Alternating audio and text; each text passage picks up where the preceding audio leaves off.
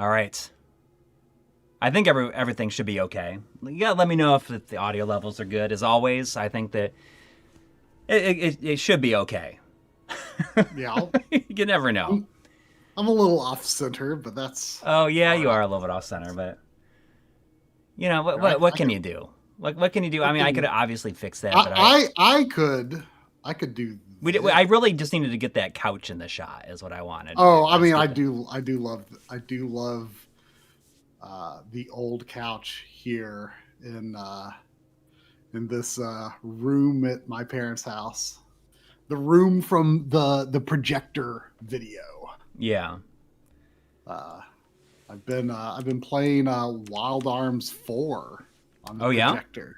Yeah, I I think I just got to the final dungeon. really? Yeah, I mean I mean I knew it was going to be relatively short. Um, I was feeling I was feeling a real urge to have like a good old fashioned Thanksgiving game binge. Yeah. Uh, and stay at my parents' house for the maximum time possible, because I feel like it's been years really since I've not been busy around Thanksgiving and like Yeah. was able to stay like more than a day or Hmm. so. So I was like, I'm going to take advantage of this, and I'm going to play my final 2025 pledge game. Dang. So yeah, I think I just got to the final dungeon. It's got to be the final dungeon, but It's like gotta be. 25 hours. It's gotta be. I mean, you know what? I like It's it. 25 hours. You It's like say? it's supposed to be like 30 hours or less from what I had seen. So Nice. yeah, so I mean, it's what, it is a snappy moving game. I've always heard people kind of down on it, but Yeah. I was always kind of suspecting I would be fine with it as long as it moved along quickly, because I think the main issues people had with it was like story and writing related, and I can deal with that stuff as long as it moves, right? And Yeah. it just moves, and it's fun to play. There's not really any fat to it, so it Nice. it's been enjoyable, an enjoyable little romp, I would say. There's A echo on my rampa. mic. Are you hearing echo? Is there echo?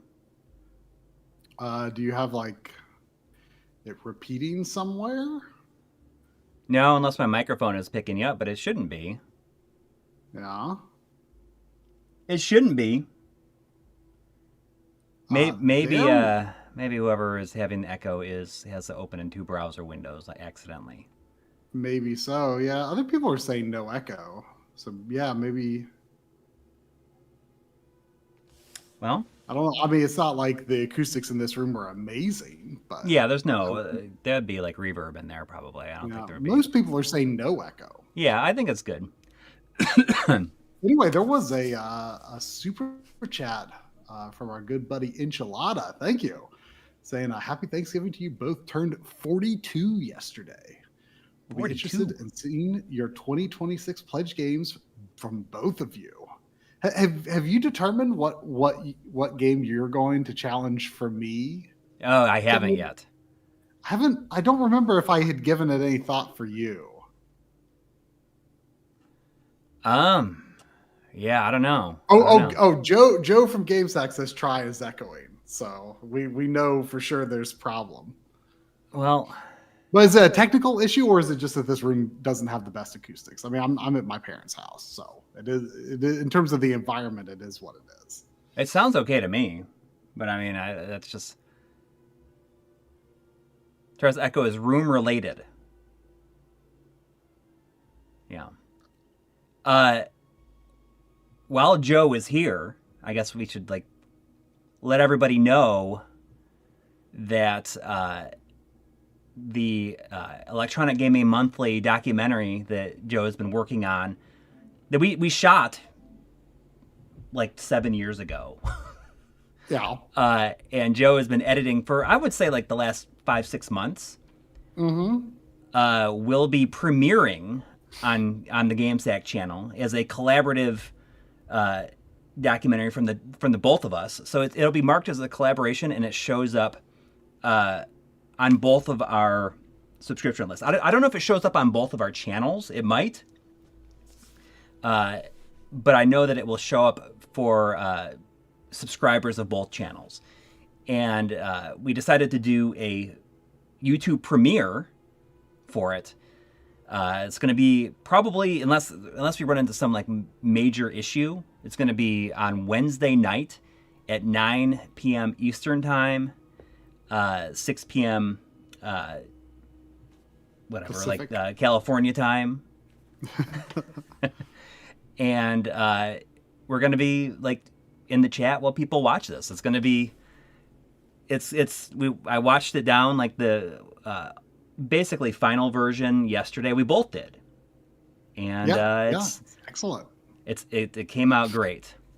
It strikes exactly the tone that we were saying it should when we were making it. We're like, we want this to feel like this, Yeah. And he nailed it. Yeah, it came out so good.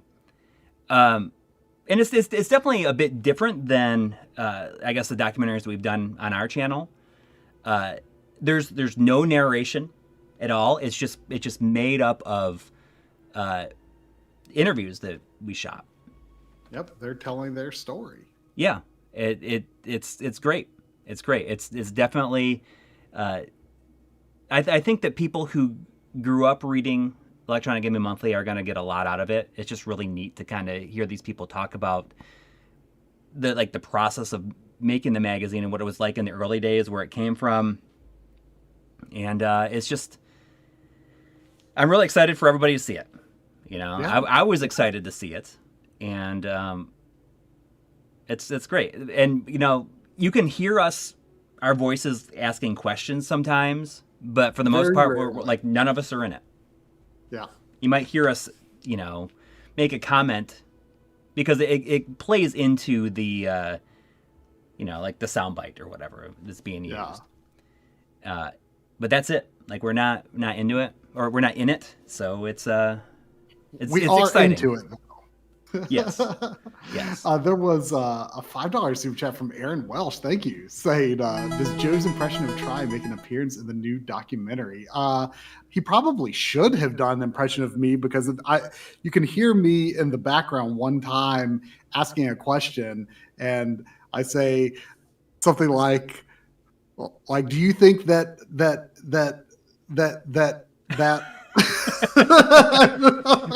it works in that instance because it gives him some time to think about it, I think, because he has like a response.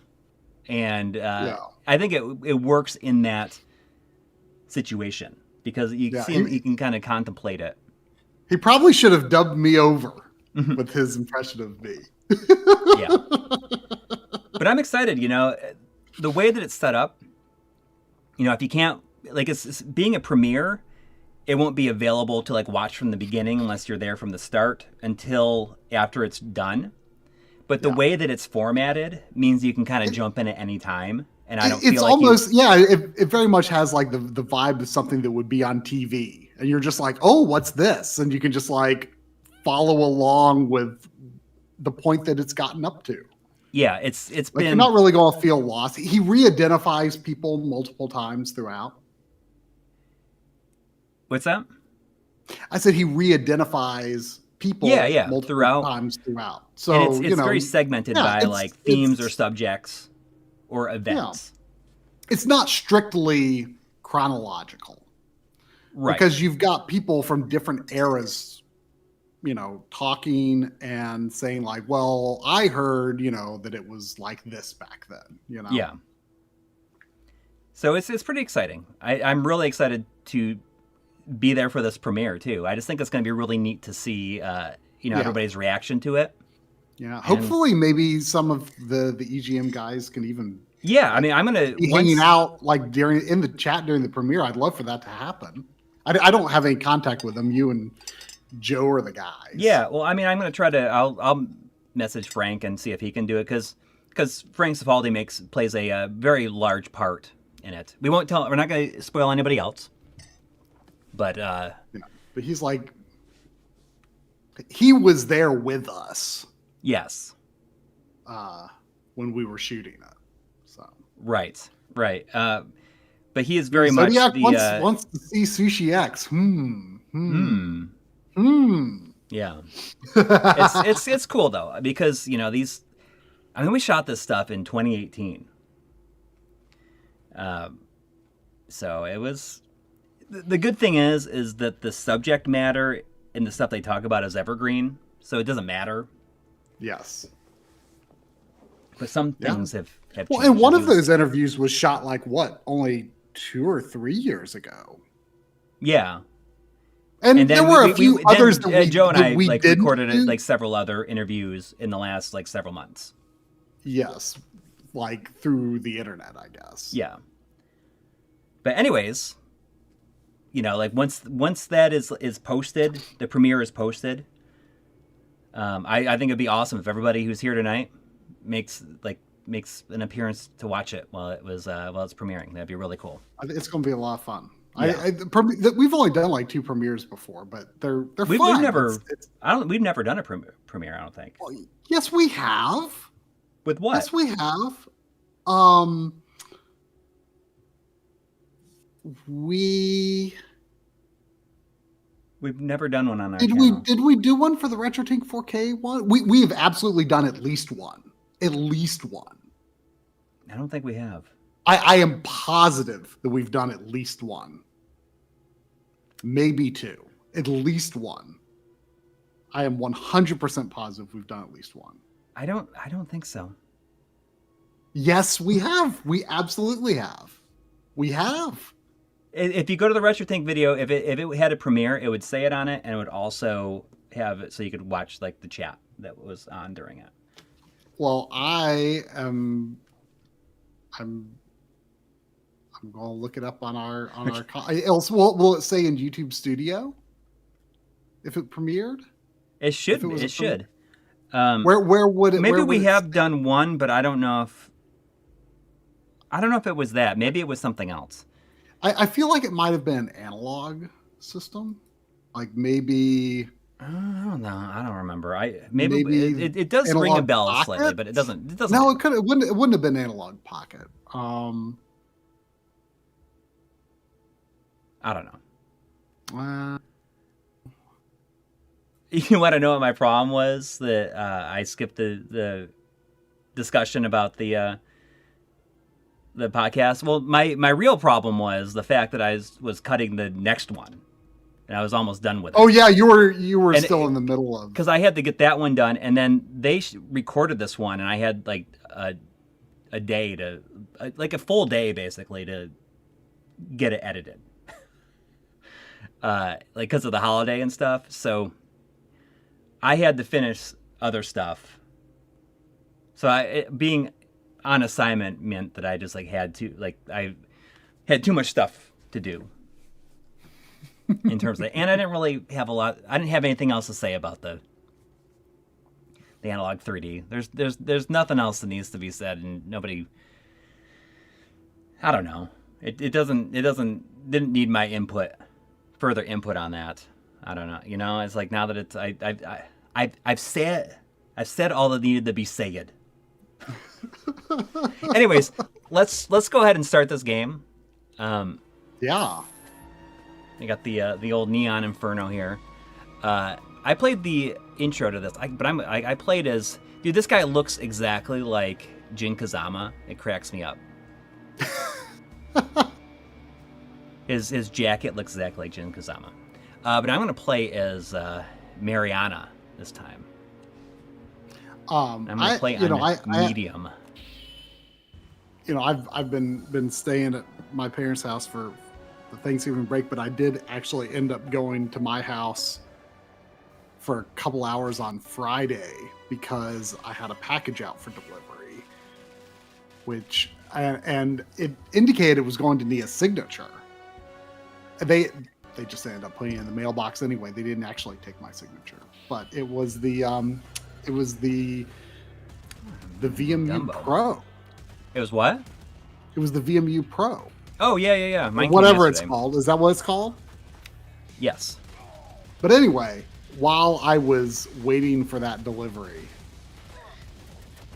I played like, the tutorial in the first level of this. And I mean, this seems like something I'm going to enjoy a lot. Yeah. Because it's run and gun, but it has some like wild guns type stuff. And also like kind of like the Sega Genesis Dick Tracy, I would say. Yeah. Oh, yeah. That's a good way to shooting in the background like that, because you can do it at any time. You just Right. like you hold like R1 or something, I think. Yes. What? I like Cheesemeister's comment. This says Mariana fights in the trenches. This is pretty good. Pretty good. And you can, I forget what button you use, but you can use a button to reflect green bullets. Right. And I think it's triangle maybe.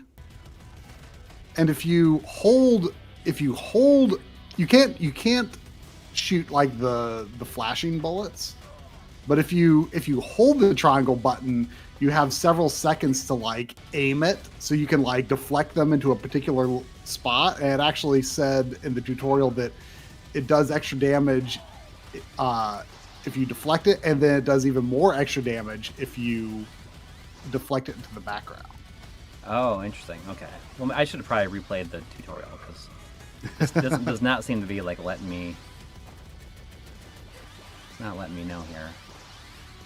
Letting you know. Oh, you mean the controls? Yeah. Yeah.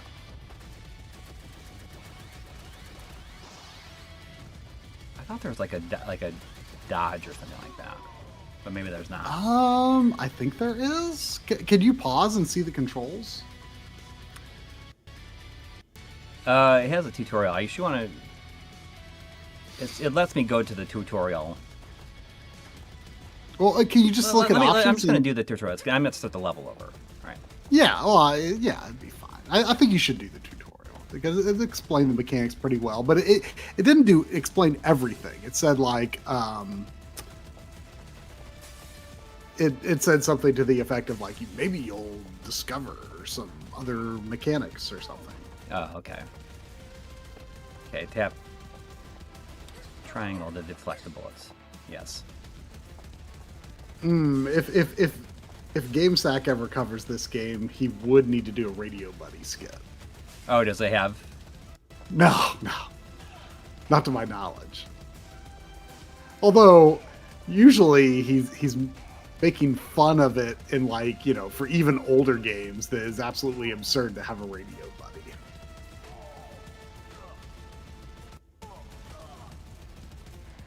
Oh, GameSack is covering it next week. Wow. Yeah, he probably got it because we got a review code from Retroware. I'm sure that he got one too. Mm-hmm.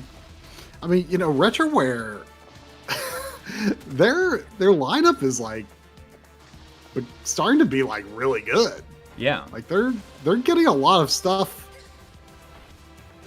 See, if it's the flashing bullets, you can't deflect it. If it's green, you can. You can. Oh, you can aim and into the background. If you hold the button, you can aim it. Right. And if you can use it to go into the background too. If you use R1. Maybe only if there's an enemy in the background. They don't actually. They tell you can do that in the tutorial, but they don't. They don't give you a chance to actually use it in the tutorial.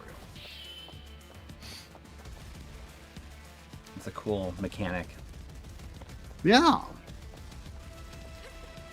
Oh, okay. L1 is dodge. Yeah. But yeah, it's an interesting mixture of. Yeah. Okay, we're doing this again. Third person. Oh, what was the dodge? L1. Dodge. Oh yeah. I was thinking I might prefer it to put it on like R1 or circle and like move the background shoot onto something else. Although it's also got like, you can use some of maybe the triggers or what like hold your like facing or like lock your feet to the ground if you want to. L2 locks in your direction and R2 locks in your location. Okay.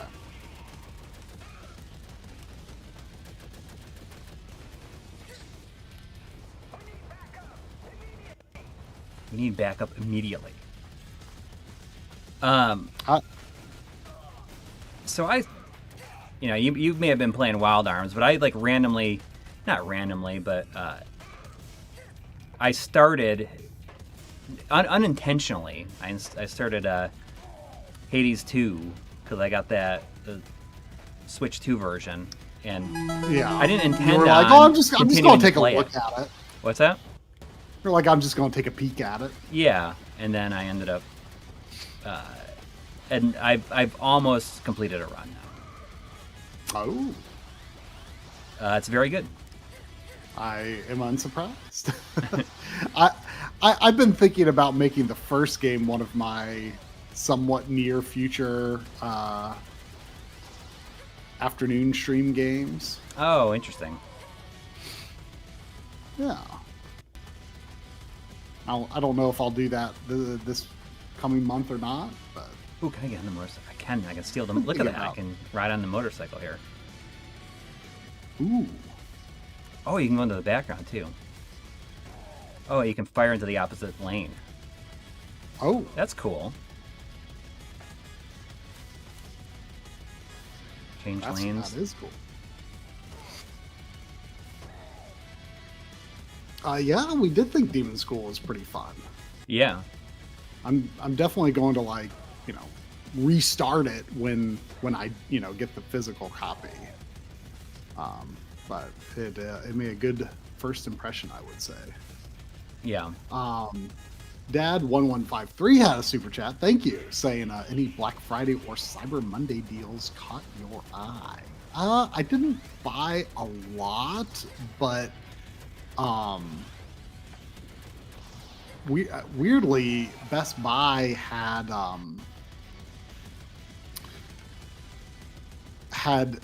sales on SATA SSDs only on eBay, like Best Buy's eBay. Oh, really? Okay. Yeah. And I ordered 2 4-terabyte SATAs because I've just been kind of I've been wanting to fill out my SATA my SATA connectors in my editing computer. Uh-huh. And weirdly, like, SATA drives are like not cheaper than like M2 drives anymore. Right. Well, I had And a 4-terabyte SATA in mine, and I feel like it was dying. It was a Western Digital Blue, and I've had it since I built this computer. Mm-hmm. But I actually removed it from my system actually today because whenever I tried to move anything to it, it would go like a certain percentage of like copying it, and then it would just stop, and then like it would cause my Explorer would like lock up, and I had to either restart or like restart I had to restart the computer to get it back. Interesting. And it only happened when I was moving it to stuff on that drive, and I had a 4 terabyte M2 like that I had like set up as like a game drive. Right. That was like not very full. So Yeah, I mean, I like having lots of storage on my computer. So yeah. Stefan is saying, is it a DRAM-less one? Western Digital is awful in SATA SSDs. The ones I got were Crucial, which I hear are Crucial is making good drives right now. Okay, how much was it on the site or on like eBay? 200. It was like 200 for 4 terabytes. Okay. Yeah, this is the only Western Digital I have in my system, so I'm okay without it for now. It's like I will just. It's okay if I don't have it. Just sucks having like I keep it for like Dropbox and stuff. That's what I used it for before. Actually, what I'm considering doing, I'm going to, when they arrive, I'm going to take a look at what my console storage situation is, because I use a SATA to USB 3 adapter for both my PS5 and Series X to store last generation games on. Right. And I've been on Xbox has been bursting at the seams for a while, mostly because like my internal storage and storage expansion options are not as robust as what you can do on PS5. You should be shooting into the background.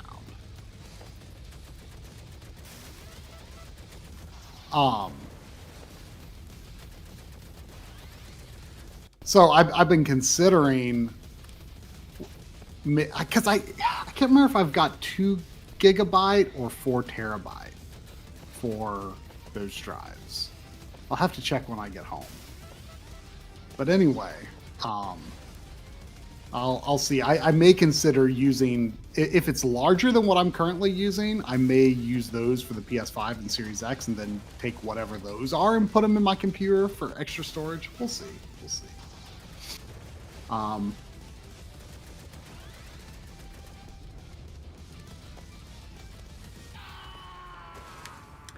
Yeah, I get that. I mean, I have an external 4 TB. I also ordered I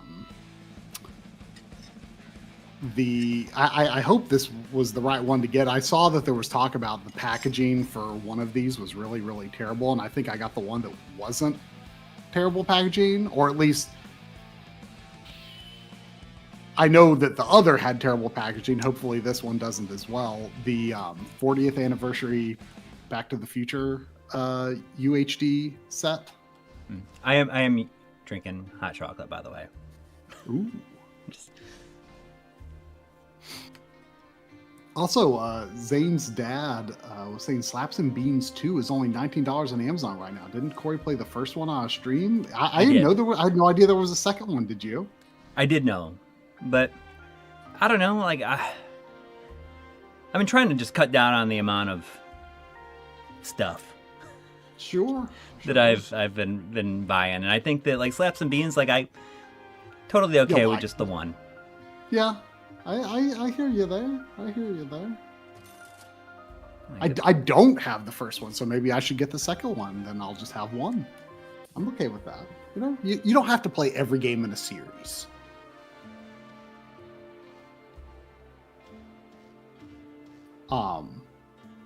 There was a 20 Canadian from Dave Carr. Thank you so much. Thank you. Saying. Hoping for opinions, moving game rooms, and I have a 48-inch LG A1 and a 42-inch C3. Room will have calyx and a desk. A1 on calyx, or use the C3 and get a smaller monitor for the desk. Room is like a small office. A1 is 60 hertz. So let's see. The C3 is smaller. I'm using a 42-inch. I'm using a 42-inch C1 as my main editing monitor, and it's on it's not a calyx, but it's the same height as a calyx. And sitting close to it, I'm finding it to be very enjoyable. To use as a editing monitor, and it would be enjoyable to use as a gaming screen as well. I would venture, I guess. I mean, A1. I don't know how the picture quality is, versus C3. But yeah, they are limited to 60 hertz. So I guess it just depends on whether you want to do the, you want to do like, if you needed to use a RetroTink for black frame insertion. I mean, you wouldn't have to with the C3, but if you want that option, you could do that on the A1 if it were 120 hertz, but you can't. A1 on calyx or use C3.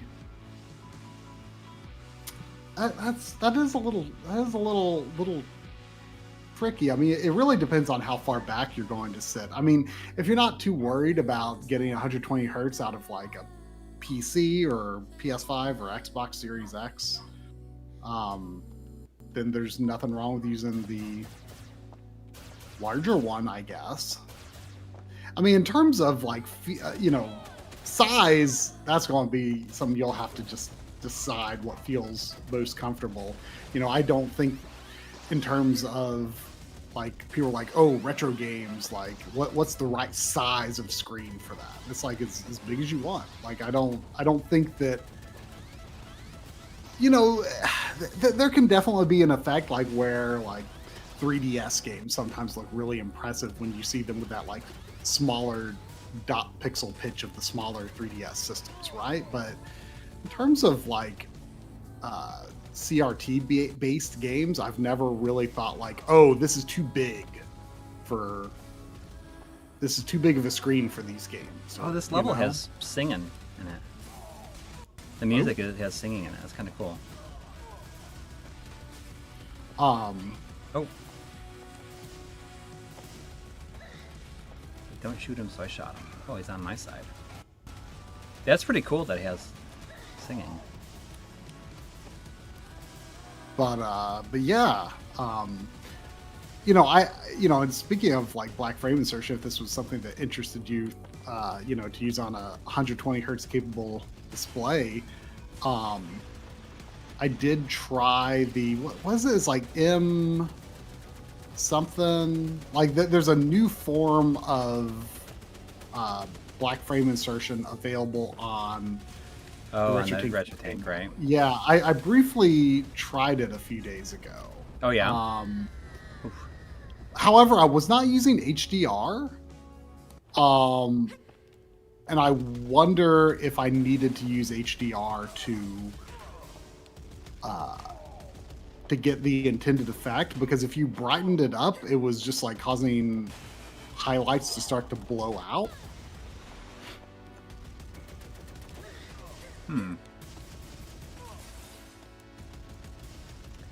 Well, I haven't... Yeah, so I'm thinking that the background action in this game is like probably equal parts inspired by Dick Tracy and Wild Guns. Yeah. Like it seems to take elements from both, but that's kind of awesome.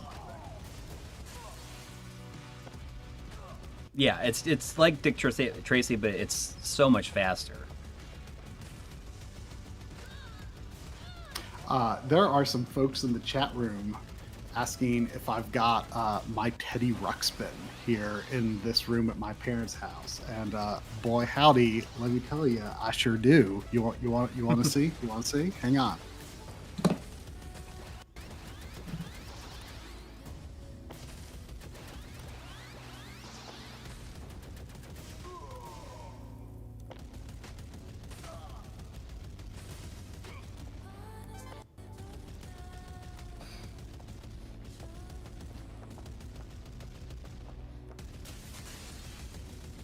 Boy, do I ever. I think those guys jumped out. Oh, sorry. Here we are. The original.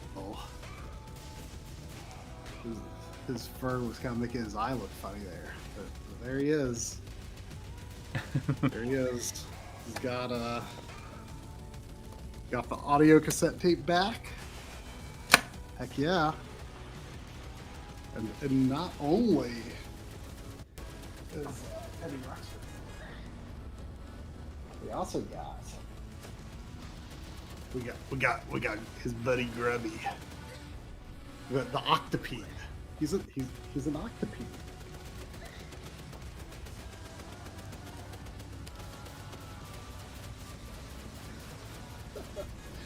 You want to know what else we've got here? What? So I can't even look because I'm... We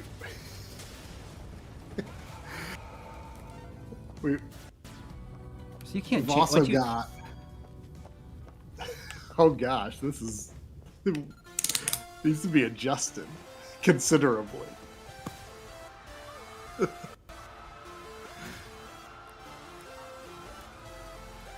We've So I can't change off my gun. I should probably bring this home for like Oh, cool. silly hat stream usage. I've got a Donald Duck hat. Probably from Disney World.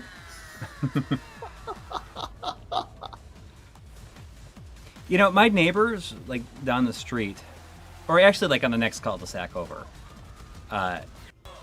they are obviously, like, a big Disney family. Mm-hmm. And they have what looks like a life-size Christmas Donald Duck on their front porch. It's so big. But it's, like, about the height of what you would expect a real Donald Duck to, Yeah. be. Like what, like 4 feet tall, maybe? Yeah. That's about how I think how it looks kind of big I scary. imagine Donald Duck being. Yeah, kind of scary. Like, it feels like he could be the real one. Yeah.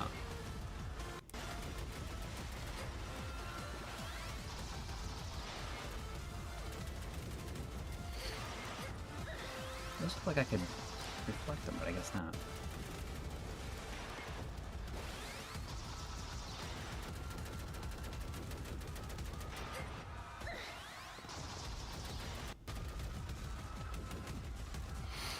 I like that everyone's running, but there's still people just kind of like out there partying.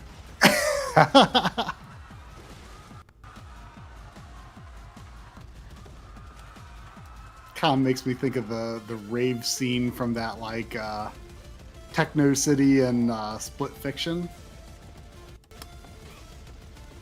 Oh, it's kind of amazing how, like, I don't remember a ton from that game. Well, you'll probably remember a bit when you Yeah. edit your games we played. Yeah. You know, it's funny, though, because now I have episode 3 of the DF Retro thing done, which I've definitely got into a zone with, like, having to edit that and having to, like, be on time, I guess. Like, it's been real good for my just like work ethic, I suppose. It's been very good for that. But I feel like now I'm like caught up on that, so I'm gonna like start like really editing the games we played segments like this week. Like I'm really gonna like lock in and get as much of that done. Yeah, because I don't want to get into a situation where I gotta edit another one of these. Then I gotta make use of my time. Yes, because you know it's coming. Yeah. You know the next retro show is coming. So it's like actually been really good. It's been reinvigorating, like knowing I have to keep this schedule. Yeah. And there's I was going to people suggest, counting on me, you know? Like so. Yeah. I was going to suggest like, oh, you should just do like a sub 10-minute video on the VMU Pro, but like I was like, oh, but yeah, you're gonna have to get ahead on games we played. Yeah, I would like there's a few things I would love to do, a few other videos I'd love to be able to do before the end of the year, but I just don't know if it's gonna happen because I like you, I would really like to get ahead on games we played as well, because I don't want to be like the week between Christmas and New Year's to be just nothing but work again. Exactly. Again. Exactly. So that's what I'm going to be doing, and I felt like if I can get that done, and then maybe if I have time, I would be able to do something else, but probably not. But I'd rather just get ahead as much as I can. Well, this guy's got a lightsaber. Jazz Sakai. That sounds like a Jedi.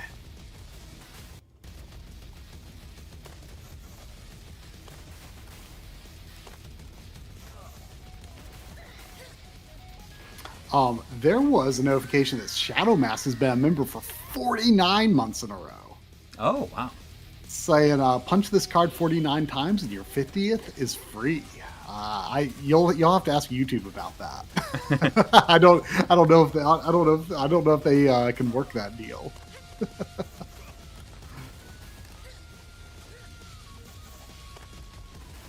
I do agree, Mr. Dude, that time should be for gaming. But you know, like with the weekday streams, I feel like I've done. I played a whole bunch of games. So like, not only have I put a bunch of time into Hades, but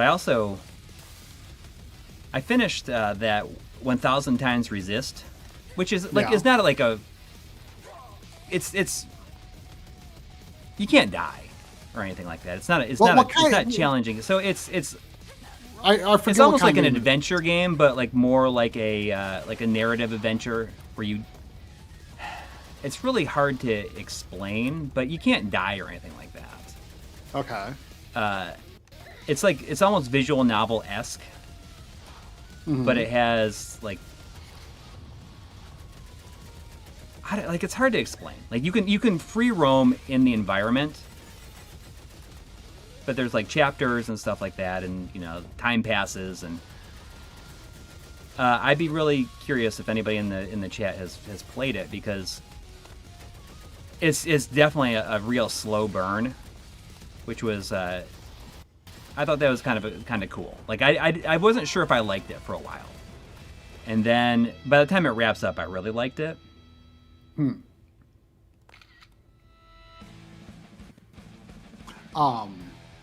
Junko was asking, "What is this VMU Pro?" I do have the name right on that, right? It's VMU Pro. It's a Dreamcast VMU from the same people that do. I've got right here my Mem Card Pro 2 for PS2. It's right here. Yeah. Playing. You know what's hilarious is that Wild Arms 4 can save 100 or 99 saves on a memory card. That's impressive. And so I have very rarely been overriding a save. I've like done like 70 saves on this, which is like kind of amazing. It lets you save that many files. It's kind of nice. Yeah.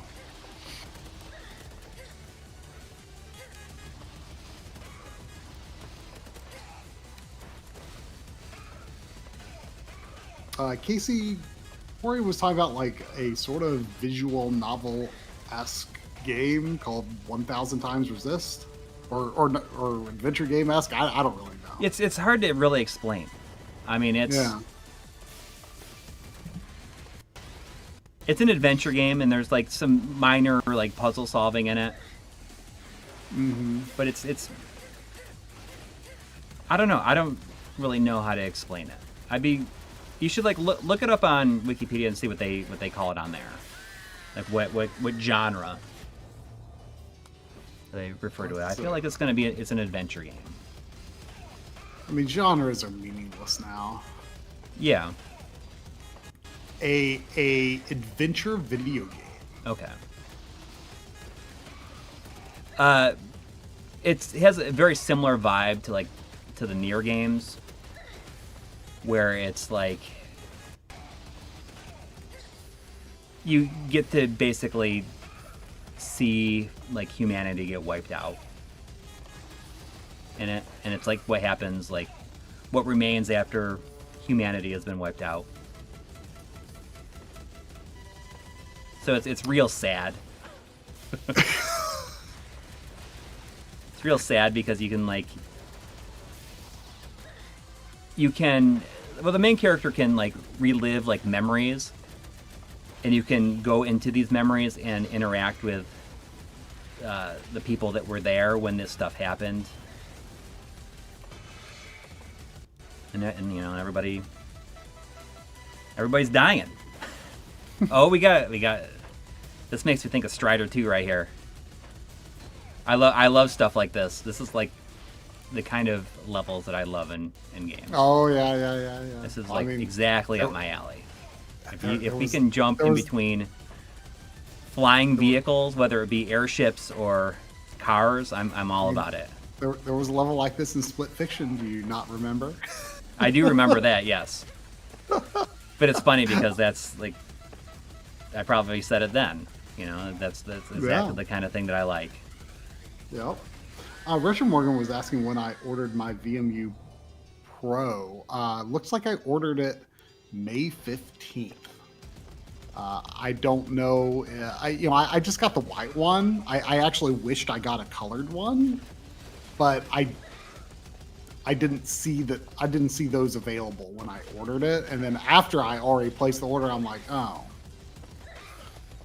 But I've got a red and a green VMU, so I guess it's okay to have a white one just for some variety. I got a smoke one because usually that's all of my MemCard Pro stuff. I always get like the smoke one first.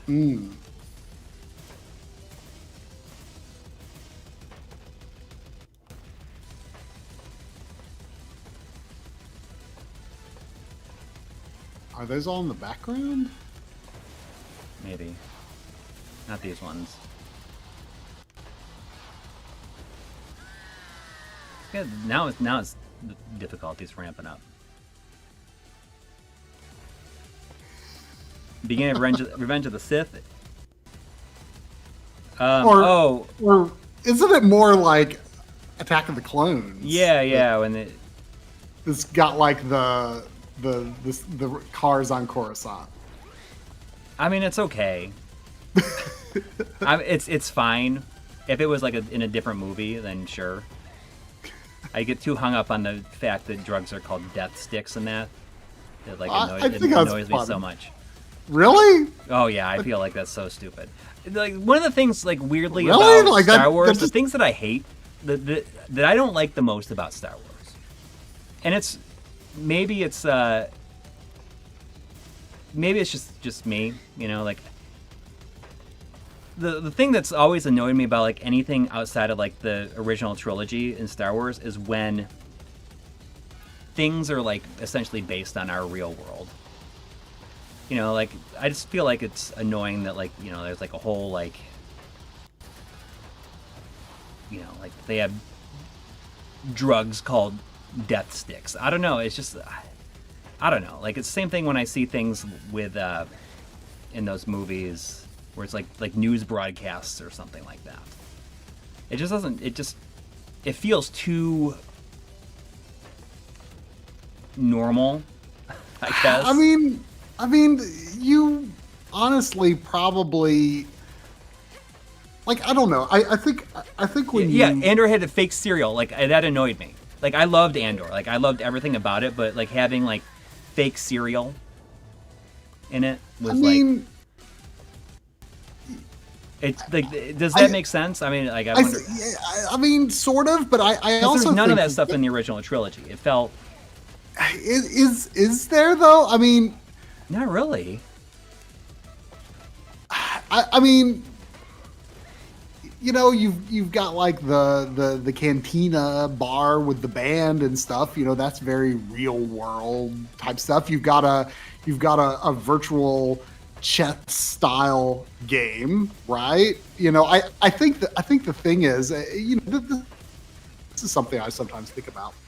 I think when you're young, you're, you know, first exposed to these things as a kid, like you may not pick up on all of the ways that it was inspired by, you know, the real world. And, you know, at first you're just like, wow, that's, you know, you're just thinking that's pure creativity, right? And then when you're older, you're watching these things and you're immediately associating them with their, you know, real world analogs, and you don't like necessarily reconnect that association with the older thing. So the older thing seems like it was more creative just because you didn't understand it or didn't understand what it was referencing when you were younger. You know what I mean? So like, I don't think it's actually that out of step with the older movies. I mean, never forget the guy that was, you know, running on the Death Star with the ice cream machine. But you never know what it is. It's just like the tube, right? Isn't it like a tube or whatever? But I don't know. Like it's definitely like a me thing. I've never heard anybody else complain about it, I guess. Yeah, I'm not relating here. I don't know. The idea of like in the Star Wars universe of there being like a drug culture is like I don't know. It makes sense. Yeah. I mean, there's like I don't know. Like, you know that they're stealing things and like transporting, but I always assume that they were. They never say what they are, I guess, right? They never say like what the I don't know, like the spices or whatever, like the Kessel Run stuff, whatever it is. I don't know. I mean, I assume it actually is spices. I don't know. Yeah.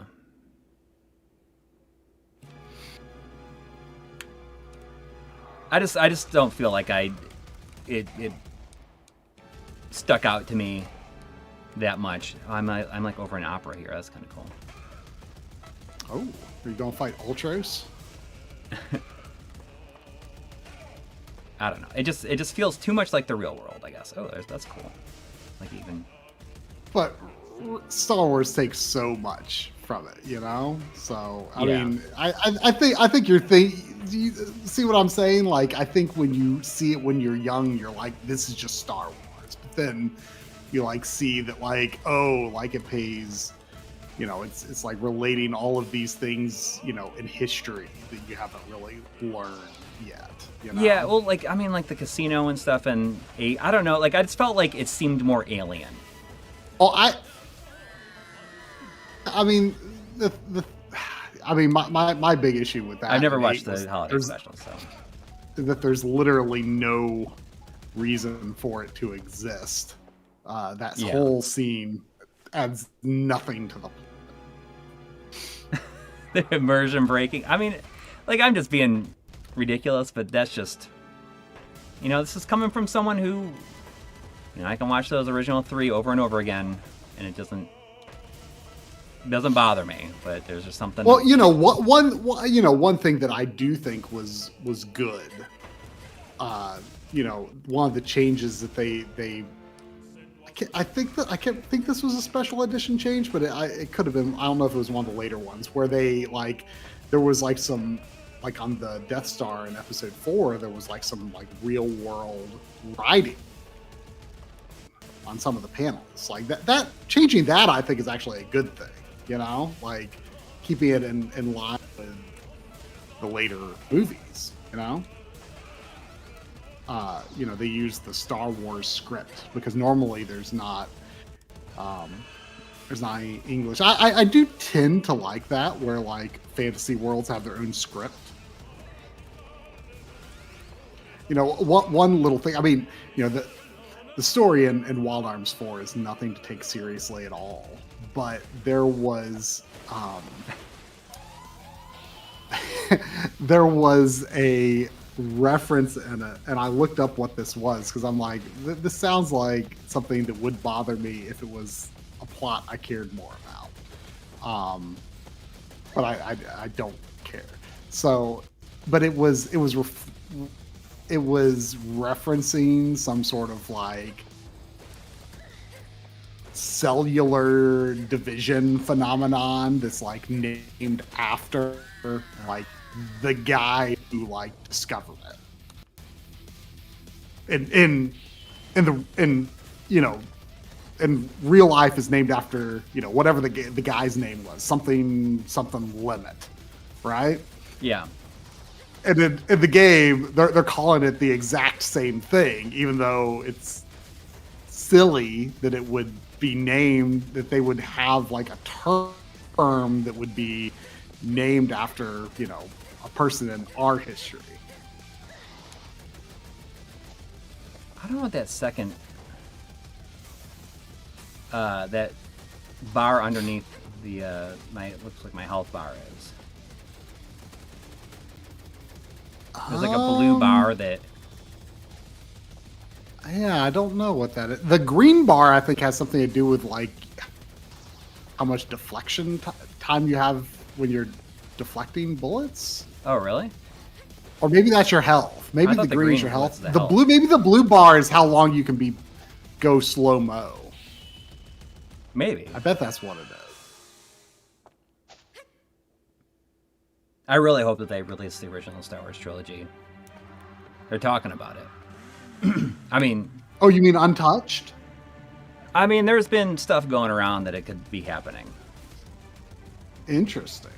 I thought it would never happen. I thought I've always suspected that like never being able to re-release those was like one of George Lucas's like kind of stipulations, like something that we would never explicitly know.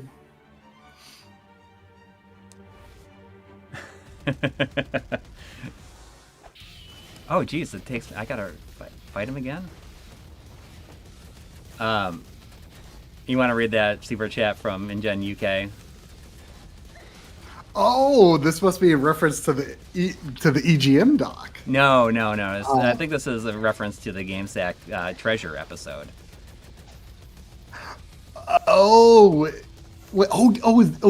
Did that release today? I didn't. No. It came out. It was last week. Oh, I was not aware. Well, I'm excited for this as well. Engine UK. Well, I'm late to the party, but I got my dying wish. Feels like I have nothing left to hope for now. Hope you loved it. Hooray! 5 years in the making. Wow.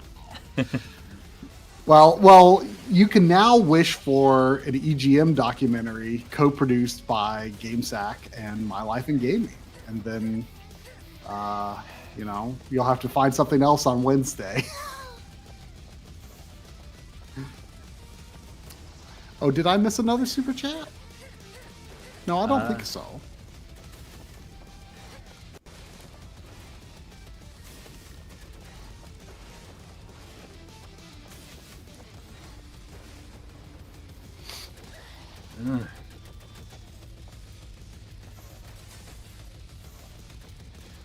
Gotta get it together. I was not expecting it to send me back to do this boss fight. You gotta do 2 boss fights in a row. Man, let me tell y'all, if anyone is like overly sensitive about Wild Arms 4 spoilers, like maybe tune out for a minute or so. But like, I don't think you should really care about the spoiler, because I feel like the things I'm about to say may make you want to play it. Because I showed you a picture yesterday where I fought this guy who was like, he had a chainsaw and he was like flying on jetpack and like chainsawed open a train. He referred to it as his partner, the anti-tank chainsaw, which is designed for close range combat against tanks. And just before the stream, I got to a part where this guy like has these like 2 pistols, and like we're like on a plane, we're like going to the final dungeon, and they fire this, like the bad guys fire this missile at me, and it breaks out into these smaller missiles, and he's got like exactly enough bullets to shoot down every missile, or at least he thinks he does. So like he's like flying at another plane, his plane gets hit by a missile, he jumps out and he's just like on and like over the ocean with like his dual pistols, like firing down all these missiles. He's like falling, he shoots downward and like launches back up. These are just like regular bullets. He like shoots downward, flies back up, shoots out all the missiles, but there's one left. And it's like all like super anime, and his hand like lights up and just and blows up the missile. And there's kind of some good stupid stuff in it, I have to say. That sounds like an RPG of the era, I suppose, right? I mean, maybe a little stupider than that, even. But I kind of like some good stupid, you know? Mm-hmm. Nothing wrong with a little good get stupid. to this guy with...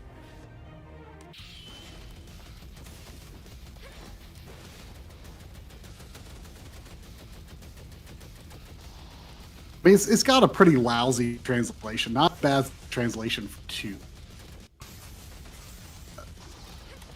Uh-oh, am I still here? Yeah, you should be. Okay. Well, my stream froze. I think my browser just froze. Oh, but I still see you. Looks like there was another super chat that just came in.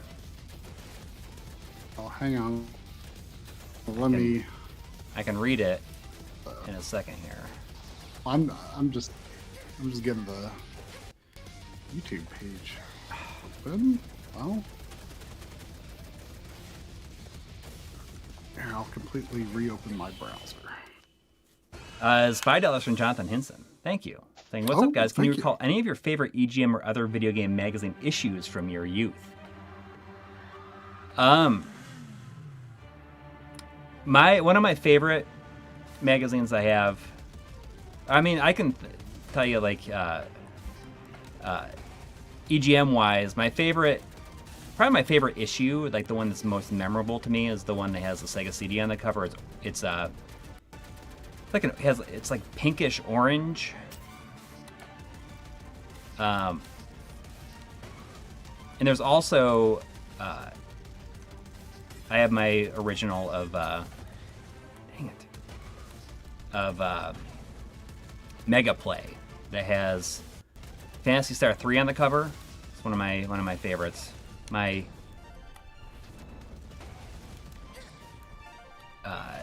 Sorry, I'm just focused here. Well, I'll go over mine. I mean, you know, unfortunately, like, mine are going to be all Nintendo Power because that's like mostly what I read. But the first one I ever remember is the one with Rescue Rangers on the cover, because I couldn't figure out how to beat bosses. Mm-hmm. Like, you pick up, like, it's obviously so obvious in retrospect. You pick up the red ball, but you have to keep in mind I had never beaten a video game before, but like I couldn't even figure out how to beat a boss in the game. And you know, I got that at, like, I want to say like at a KB Toys in the mall. My dad got it for me, and you know, that's how I figured out how to beat that first boss. I don't remember if it gave me a lot of tips for, like, as the game went on, but I'm pretty sure it didn't tell you anything about the final boss at the very least. So that, and I picked up a copy of that. You know, I want to say it was at the Missouri Game Con. Really quick, Jonathan Henson, it is number 26. You are correct. I have an old home video of my brother's birthday, I think it was his 17th birthday when I got that issue. And then I also got the Mario 3 Nintendo Power Guide. That's another super iconic one to me. Mm-hmm. You know, just use that so much. Like not just like to reference the game, but like to look at the artwork and like draw like my own levels, and you know, it was a big inspiration for me, like, you know, learning to draw and stuff. And also remember the Super Game Boy issue of Nintendo Power, like in the school library. Remember that one? But I didn't get my subscription until '96. So, you know, of the time that I was subscribed, the issue number 100 from the summer of '97 was definitely the most iconic to me. You know, as I went over that, and yeah, you might hear me mention it again in the And the next DF Retro. In the third numbered episode of the DF Retro Super Show. Which I guess is that coming out? I don't know. It's not up to me. Because the one that released today is an extra. It's not a numbered episode. It's a little different. Yeah, Nintendo Power 100 it's probably the single most iconic issue of a magazine for me personally.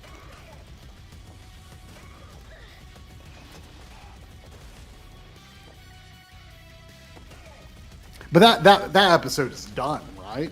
Yeah.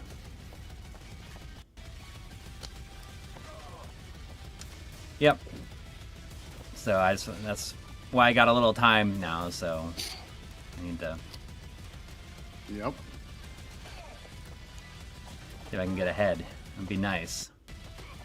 Indeed. Dang it. I wish I could increase my health bar here. Not really happening. Oh, that's cool. So I assume that's what you're supposed to do right there. I just reflected those bullets back at this guy running at me. Yeah, that was the issue I did an early video on Nintendo Power 100. Yeah. Early video. I saw someone saying, I want to know what school you went to with Nintendo Power, and I mean, was that uncommon having Nintendo Power? There was never any of that stuff. Any game, like I just remember it was like sitting. It was just like sitting on a table there, and I remember reading it. It was just a terrible public school in Delaware. I was in 5th grade. I only went there 1 year. That was definitely never a thing at my school. Yeah, I mean, I don't know if there that I only remember reading it there that one time. I just remember seeing it sitting there, and I'm like, oh, Nintendo Power.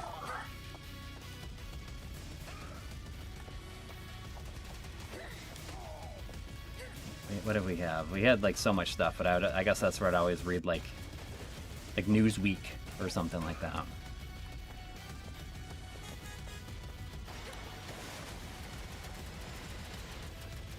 It's weird that I was, I guess, wearing, or not wearing, I was reading Newsweek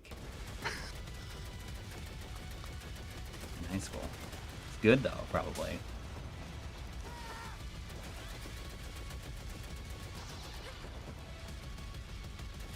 That was college, Mr. Do. This was 5th grade. That Ooh, we got robot dogs now. Uh-oh. You know, things are getting really serious when they're bringing out the robot dogs. I don't know. Robot dogs sound like a first level thing to me, honestly. Well, these look pretty intense.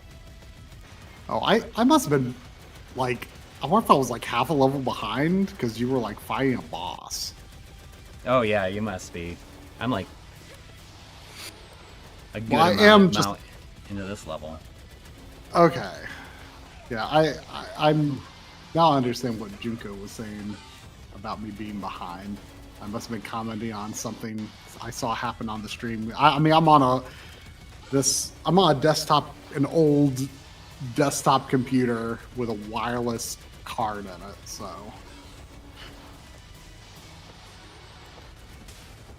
Sandy is probably hanging out with my mom. She likes to hang out with my mom in the evening.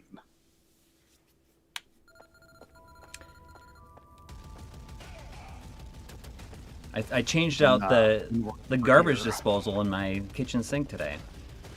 Or actually, like 2 hours before this stream, I was a little nervous I wasn't going to make it in time. How did it go? It went a lot better. Like, it was a lot easier and better than I thought it was going to be. It still took a little bit of time to figure it out, but I do have to install a outlet under the sink because all of these garbage disposals are like plug-in now. You can't. I got really annoyed because I do have like a hard line for it, because the old one was like plugged in directly. I thought it was like really obnoxious.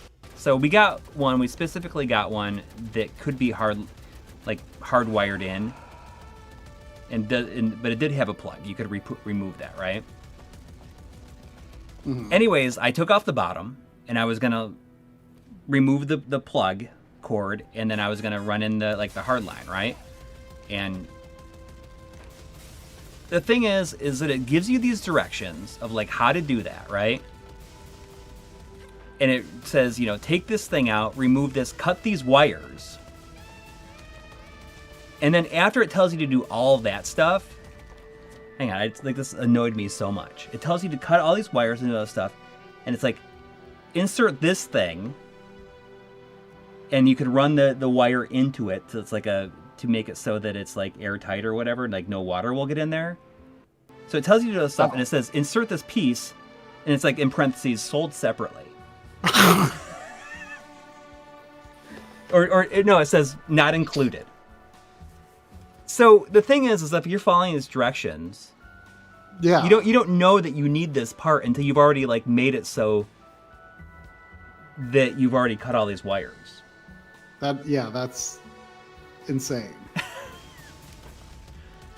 And I understand, like, it's perhaps a bit ridiculous, but at the same time, it's like I'm glad I looked ahead. Because, I mean, I guess that's probably what you should do, is look ahead. But still, like, in that situation, yeah, I didn't get the DLC for it. It was just very stupid in the moment. So I was like, if I'm going to be doing that, if I got to go back to like Lowe's or whatever and get something, then I'm just gonna install a plug down there instead. Yeah. Because it's just, I mean, there's already a wire, so all I need to do is get a plug that I can mount to the wall or whatever. Do you ever use video lights when you're like working? No, but I probably should. I mean, that would make sense. I sometimes do that when I have to like do something in sort of in like a dark cabinet or something. Yeah, I mean, I just use my phone. I'll just get like the that little aperture that uses like the camera batteries. Yeah. That you put on like the lights. Like I just that thing's better than a flashlight. Yeah. It was just in the moment. I was like, come on, that's so obnoxious. Like, it's just this little piece. Like, if you're going to make this, if you're going to be the only people selling one that can also be hard lined in, include that piece. Because, yeah.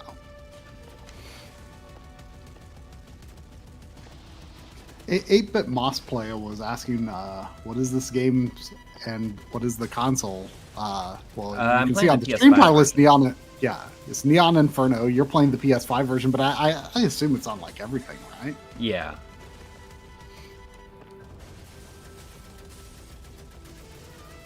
It's very cool. It's kind of a mix between like Dick Tracy and Contra and Wild Guns. It's pretty neat. Yeah, I feel like there's a lot of games in RetroWare's lineup right now.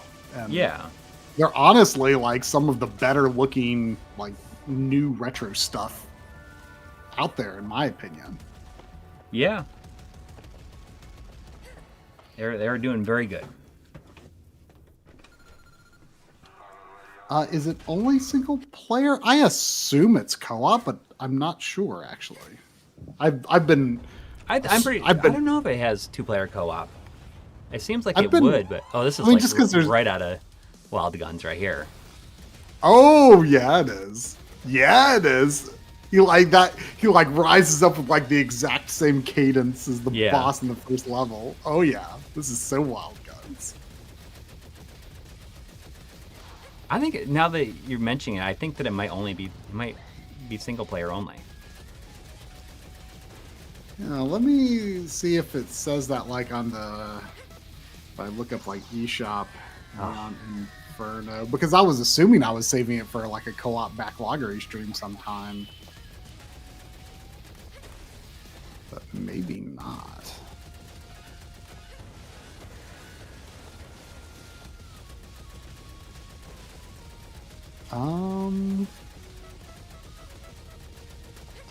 Oh, it says number of players, single system, 1 to 2. Oh, okay. Oh yeah, grab a friend and expand the family's reign across the city together. Okay. With double the characters and double the firepower, there's no limit to the carnage you can cause.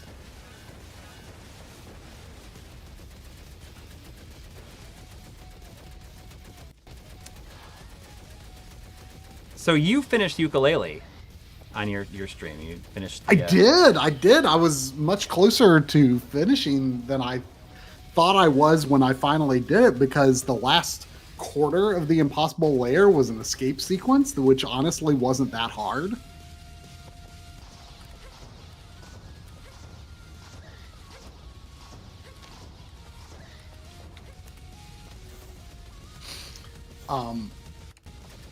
Powder Keg is asking, are you guys finishing all your pledge games? I am currently, while I have been visiting my parents over the long Thanksgiving break.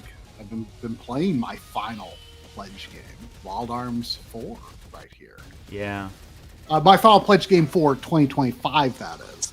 So you all will not be able to be very cross at me for 2025. However, I don't think I'm going to finish my full backlog of previous years. I'm on the final boss of Sekiro. Pretty disheartened, though, I have to say. Oh, is it tough? It's tough. I did spend some time while I was waiting for this package at my house on Friday that I thought was going to require a signature. I did grind up my strength by 2 levels in Sekiro. But I'm going to do it. It's going to get done, but I'm worried about what kind of commitment it's going to be. And I'm like almost halfway through Space Station Silicon Valley, which I think I can easily get done. Which would just leave Dark Savior from 2024 and Ease 8 from 2023. And Dark Savior I know is very short. And I was thinking it might be possible I could have time for Ease 8, but I'm starting to feel like that's probably relatively unlikely, especially if I'm going to be like trying to get ahead on editing the games we played. Yeah. So I don't think I'm going to push myself too hard to get Ease 8 done. But you know what? Maybe I'll like start on like early in January.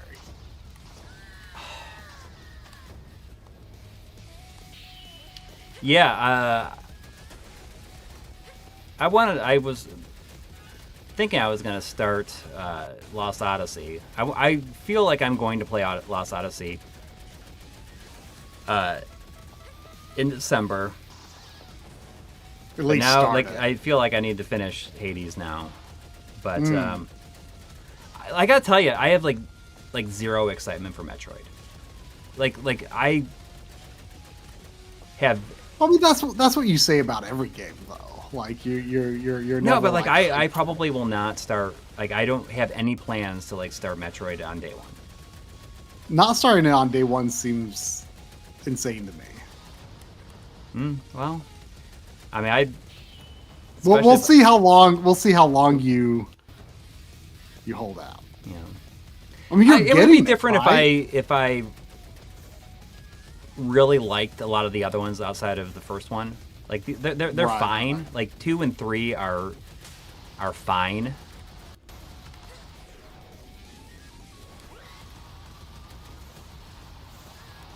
Well, I am definitely playing it day one. I'm even considering. So people were trying to encourage me to stream it on the Twitch channel on Thursday. Oh, interesting. Maybe I will. Maybe you will.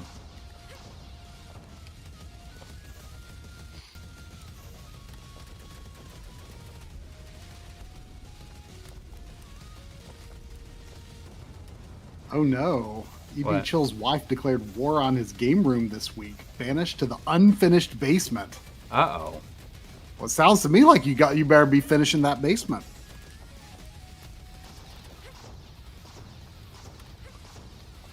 You just got a new TV too, didn't you?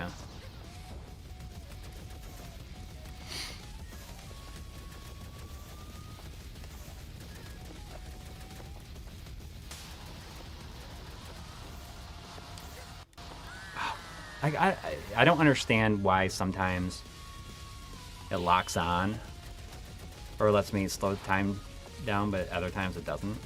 You have to hold the button. I am. Oh, well, I think that's what that blue meter is under your character. Oh, really? I maybe?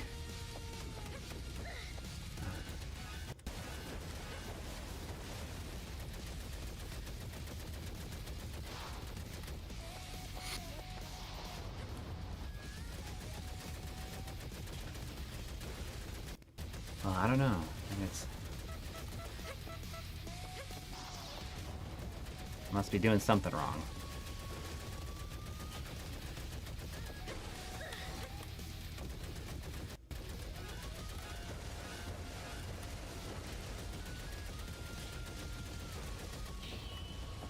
But I don't know. I'll be interested to see what reaction is like to Metroid. Because, you know, I didn't play Prime 3 until the Prime Trilogy came out.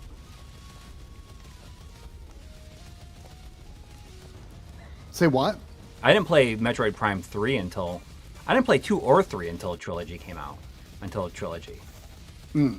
I mean, 2 is definitely very flawed. I think 3 is pretty great,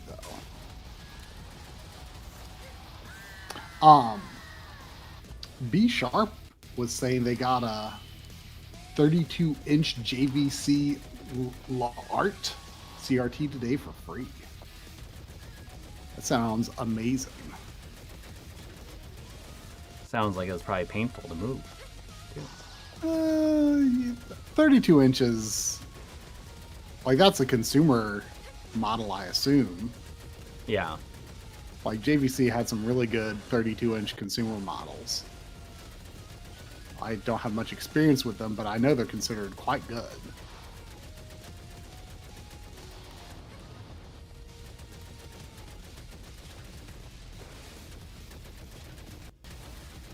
Oh man, EB Chill says, I don't think it's possible to finish the basement. It's an old house. Is it going to be like bad conditions to be storing vintage tech in? Like that's sounds like moving might need to happen. What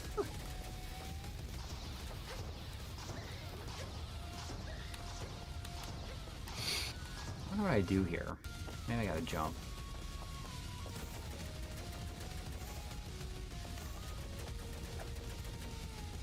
I remember really liking Metroid Prime 3 a lot, but, you know, admittedly, most of it has faded from my memory since then. But I remember thinking it was really, really good.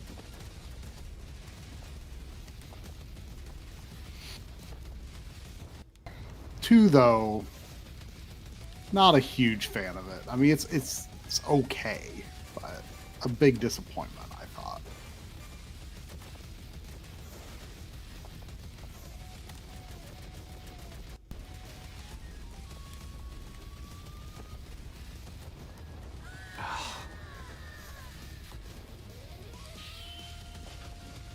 Glad that it's pretty generous with the checkpoints. Except for when you have a 2-tier boss. But that's honestly okay.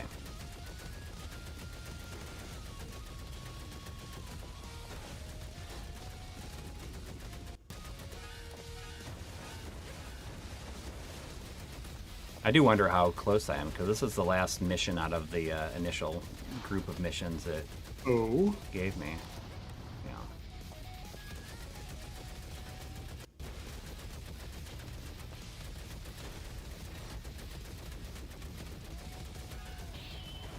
There we go. Let's see if we can... I have a full health bar with the second group here. Or the second tier of the boss. Am I like way behind again? Because you just died. Well, I mean, Yeah, I must be like a full. I just clicked the live button. I must have fallen like a whole attempt behind because you literally just died. Yeah, I guess this wireless connection is not good for staying live.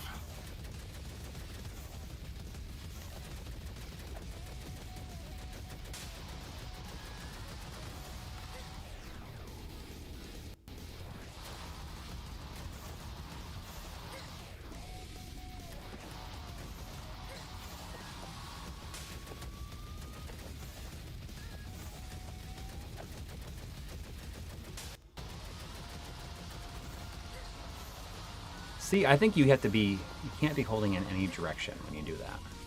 Like when you have to lock on. Because if I am like in any kind of motion, it doesn't work. Interesting. I got it.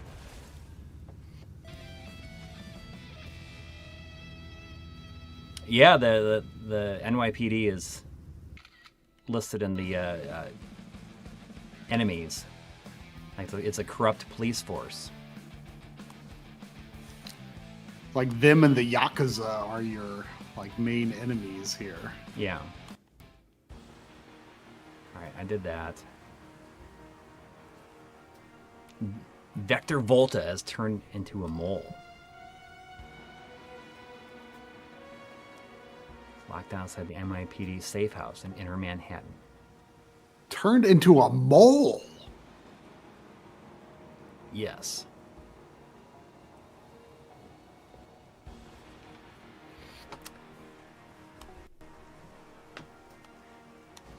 Took the kids to see Zootopia 2 yesterday. Yeah. Because they wanted to see it. I mean, the first one was fine. Yeah, I saw it. I remember seeing it. I remember thinking it was pretty good. Yeah. Night of the Hunters. Well, one of the few like CG Disney movies I've seen that's not Pixar. And I haven't seen, like, I'm way behind on Pixar. Way behind. Oh, yeah. I mean, it's not been a priority anymore for me. I saw, it saw hasn't been for a long time Inside Out either. 2, but that was just like on streaming. Mm-hmm.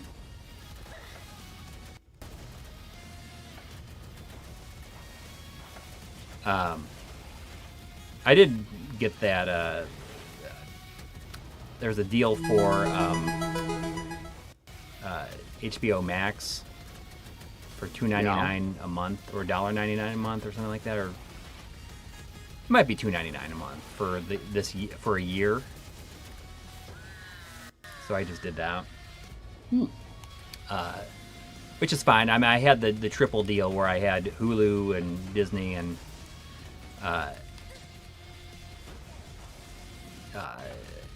HBO Max. I don't know why I have such a hard time remembering what it's called. But I canceled the Disney and stuff after everything that happened with the Kimmel and stuff. So it's nice to be able to get HBO back, and for $2.99 a month, that's fine. How do I even survive that? I gotta stay back here. There was a $10 super chat from. What do I do in here? How do I even back right? I don't know how I survived that. I was just taking damage. Maybe I gotta stay in the front. Maybe. But there was a $10 super chat from John H5445. Thank you so much. Saying Happy Thanksgiving. Thank you. You as well. Thank you. Did I remember when it came up last year, you said something about your favorite Thanksgiving item being deviled eggs, which is like something I've never It's definitely. Never associated with Thanksgiving. I mean, they're just like kind of they could be made any time of the year. Yeah. Some member of my family make this this really great. It's like graham cracker, and it has like it's either blueberry or strawberry, or not strawberry, blueberry or cherry like filling, and then it has like whipped cream on top of it, and man, it's so good. Like we brought some home. Mm-hmm. And I just ate it all. I was like, I'm not gonna even I didn't even let my kids have any. I was like, I'm just gonna eat it all. I'm just gonna eat it all like nobody else is getting any. It's I don't know. It's like one of the few times where I just decide I'm not going to share anything because I just like it so much. So it's like it's not like crushed up graham crackers is the base. Oh, it is crushed up like, graham crackers like the bottom of it.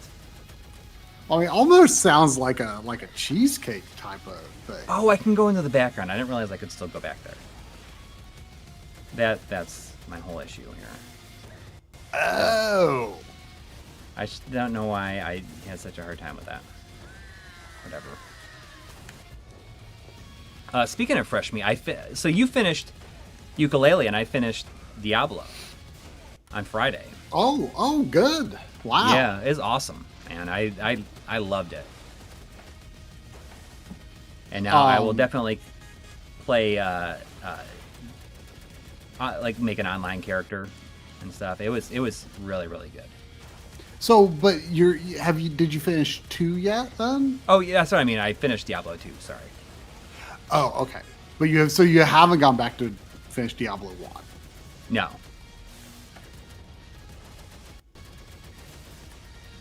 Yeah. It was so after I finished that though, I tried out Diablo 3 again, and man, it looks so weird compared to like it does. I can see where the complaints about like the color and everything came from. Mm-hmm. Because it definitely seems pretty weird. It just like looks weird. Mm-hmm. Well, like in a vacuum, like with yeah. It's, considering that was the only one that I played for the longest time. Well. Yeah. It's definitely weird.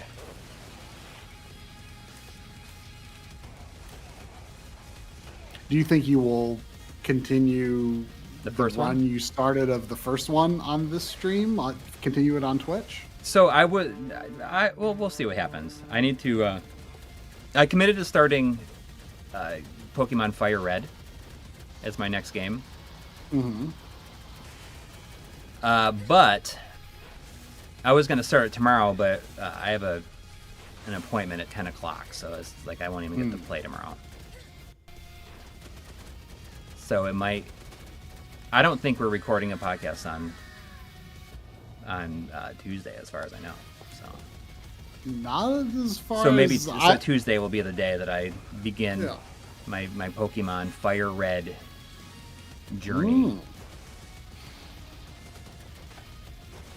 I'm Yeah, what's are you gonna do Hades next? No, I'm going to at least for this week, I'm going to take a break from indie games and maybe do some kind of clean up on some things that I haven't finished. You know, I will do non-indie game streams on Twitch. It's possible I might be able to start again tomorrow, but just depends on when Sandy and I get back.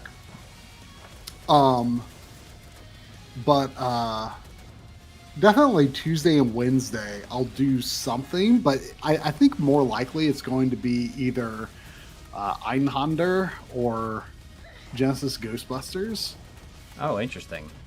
Yeah, because I've made good progress on both. I mean, I was getting pretty close to the end of Einhander on the backloggery streams, so I don't want to kind of lose what I've built up there, right? And Ghostbusters, I was doing pretty well on as well. Where were you playing Ghostbusters on backloggery streams? Pally did a directorship for it a few weeks ago. And I got to the last level. Drum finished it. Yeah. Yeah, I mean it's a fairly challenging game. Yeah. Yeah, Einhander is great. It's awesome. Really hope I can finish that sometime in December. But yeah, and then I'll consider streaming some Metroid Prime 4. I mean, we'll see. We'll see. And then maybe next week I'll end up starting Hades 1 or something else. Who knows? That's cool. I'm excited to see what you think of Hades.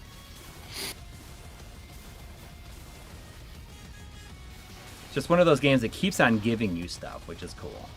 And the second one is very similar. I mean, giving you stuff in terms of bosses in a row here. Like things that you can take into later runs. I mean, it just keeps on giving you new stuff. This is tough. Oh, shoot. There's like 3 bosses, essentially, in a row without a checkpoint. No Indiana Jones and the Great Circle. No, I don't have it. But that reminds me, I was hoping to see if there was like a Black Friday. Was there a Black Friday deal for it? I didn't even look. Well, you have it on Steam. Yeah. So. But even though it's the equivalent of a game key card on PS5, I mean, there's really no other way to get it physically. But no, it's only $5 off on Amazon. It looks like. Yeah, I would probably buy if the console version was $30. I would do that. But yeah, I mean, like I said, for something like that, for me, I don't. It's just taking up space. The physical copy, like it means it's meaningless.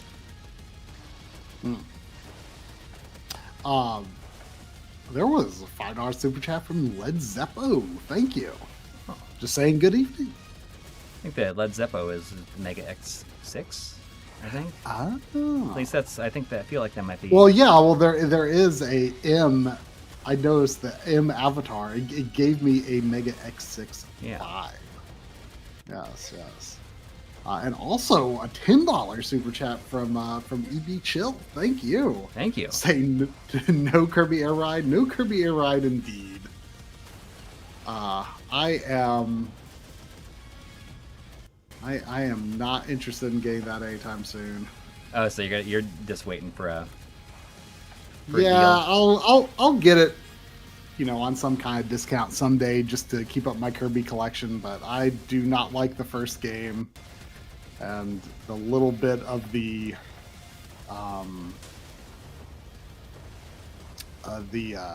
sort of beta trial thing. Yeah. It is better than the first one. Absolutely, like just the feel of playing it is better, but like it's still just like not the kind of thing that's just going to connect with me, I think. I got the Kirby and the Forgotten Land. I got the Switch 2 version where they had like the Home Shopping Network had a $15 coupon for it, and I was like, all right, well, in that case, I mean, I sort of feel like $65 is like the cheapest it'll probably be. Ever. Probably. I don't know. And I feel like they're still going to be around like for Black Friday sales next year. So yeah. I mean, I already got Kirby. Right. But like the Zelda ones are the ones that like I'm just kind of biding my time on. I might have considered getting one of the deals that was up for them if I hadn't bought those SATA SSDs. Right.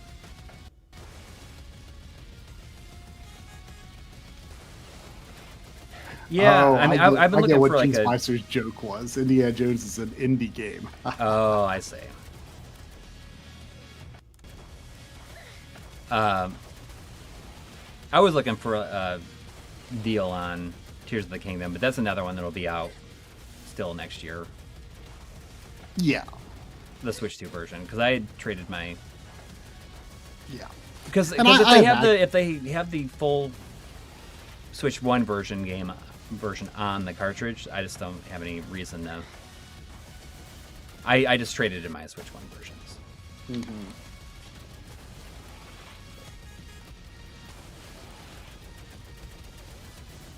There's a TikTok shop. You can get... You got the Switch 2 edition games for like $30 off on the TikTok shop. What? I know that there's like I get emails about that because that's how people make money on TikTok. Like there's no like real monetization on there. So how do people make money with that discount? I don't know. Or is that just Nintendo making money? Probably just Nintendo making money. I can't. I have no idea. I could not tell you. Wow. Could not tell you.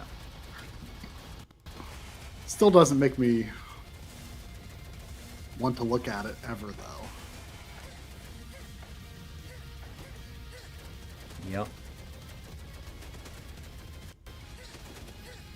Oh, okay. Of course, physical Mario Kart World is another. Oh yeah. That I'll need to get someday, but you know, I'm definitely like. They've got to be doing like some kind of DLC packs and stuff. I'm honestly surprised that they haven't kind of announced some of that stuff yet, because, or like some free DLC because it's really people are not happy with it. I mean, I am happy with it. I want to be clear on that. Like, I really like that, but I think like more hardcore people who are like, you know, really hyper analyze like multiplayer mechanics and stuff. Ride the snake. Ride the Hydra, you know, which snake. Is not me. Oh man, that thing just like popped up right under you. Yeah, it's the Hydra snake. Did you hit some checkpoints at least? No, you got to fight these 3 bosses in a row without any checkpoint. Jeez. Not that bad. I'm getting better at it. Wait, is there word about Mario Kart DLC in March? But yeah, it's just, you know, people aren't happy about the price. People aren't happy about, you know, having to play open world segments and races instead of just laps. No. But I am fine with the way the game is, but I am surprised there hasn't. The thing that's like the most shocking to me. I thought like the biggest clue that they were going to like be doing some content updates like relatively early and like maybe kind of keep like almost more of like a Splatoon style engagement with the game. I thought the big clue there was the fact that Donkey Kong and Pauline only have one alternate costume each. And it's like with Donkey Kong Bonanza coming out, you know, just a month after launch, I was kind of like, oh, well, they're going to like do some sort of cross promotion and you're going to have these like, you know, you're going to have extra costumes for Donkey Kong and Pauline when Donkey Kong Bonanza comes out, or if you buy Donkey Kong Bonanza, you'll get like Mario Kart world costumes. And I'm honestly kind of shocked that didn't happen, because it just seems very weird that those characters in particular only had one alternate costume each.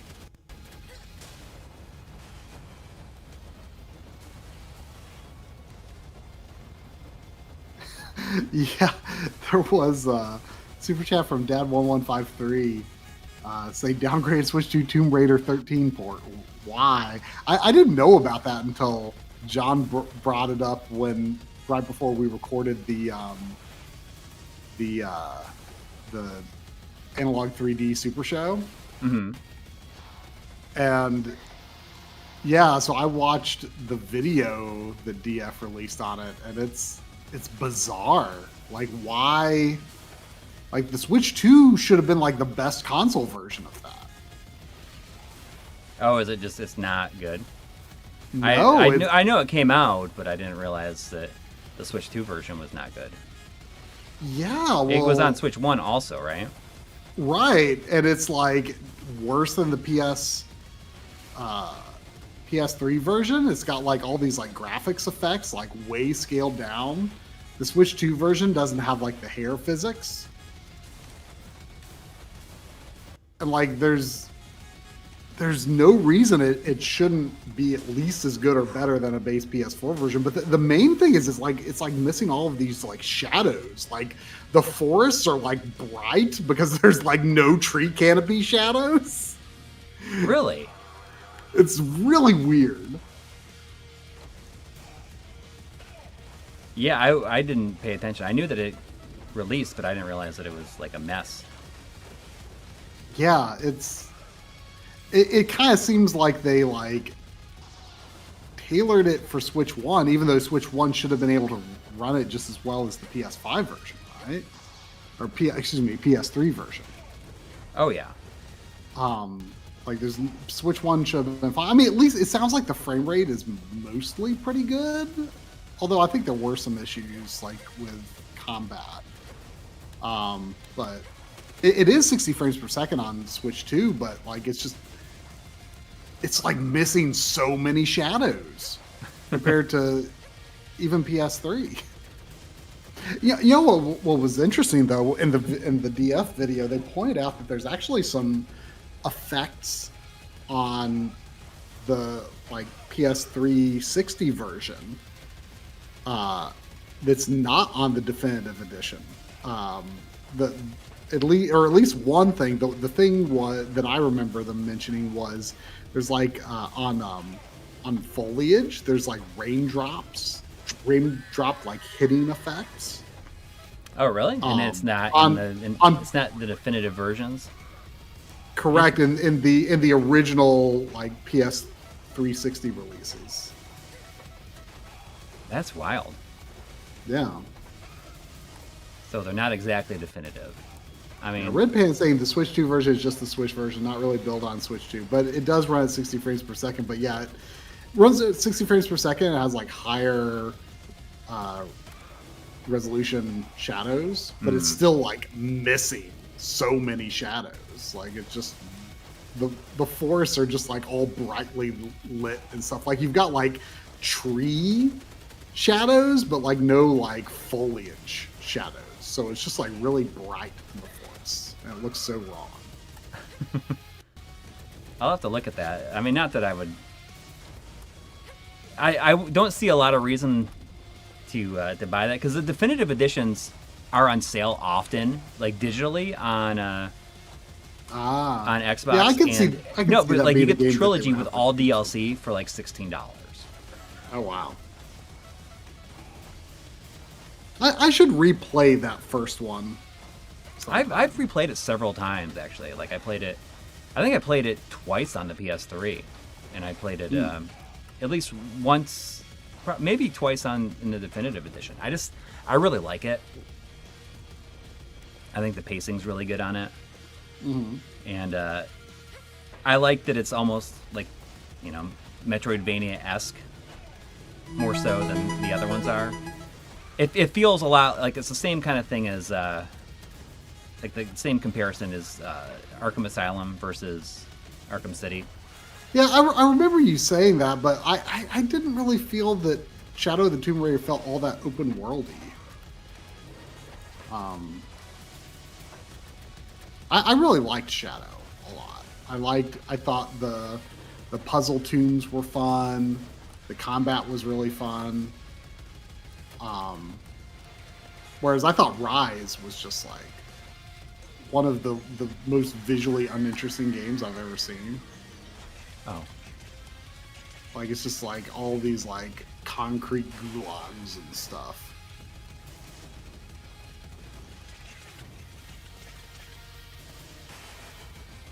Oh man, so if you lose all those crates, you have nowhere to... I mean, maybe you can't have all the crates at this point.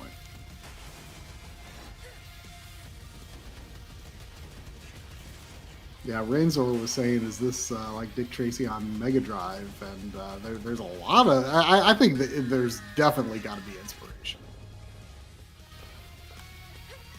Definitely has to be some inspiration. Zane's dad has a $2 super chat. Thank you. Thank you.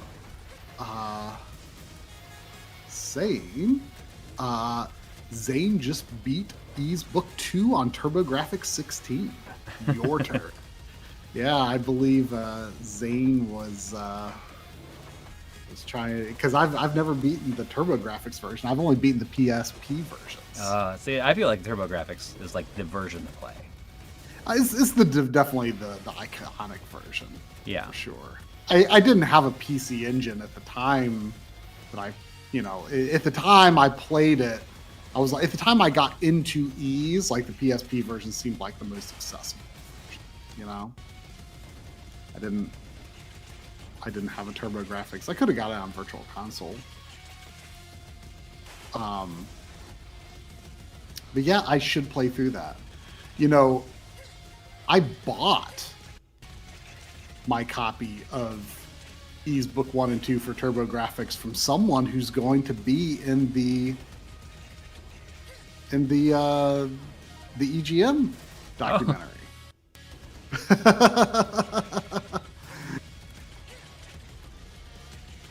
I had totally forgotten about that. Yeah, you bought something from you. No, not the swap meet. Is someone else. It was not. It was someone's interview that we did not shoot. Oh. You bought some stuff off of them too at the same time. Oh. Someone from Canada. Okay. Oh yeah. Okay. Okay, yeah, I got Lords of Thunder. Okay. I don't know if I'm doing this right. See, I'm holding that. I feel like maybe I do need to do something like that. Like, it's not...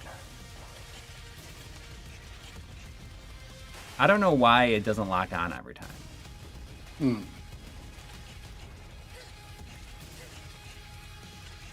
But maybe it is that meter of sorts. I don't know if that is or not. Yeah, all I know is you have to hold the button. Yeah. Okay, yeah, maybe that is.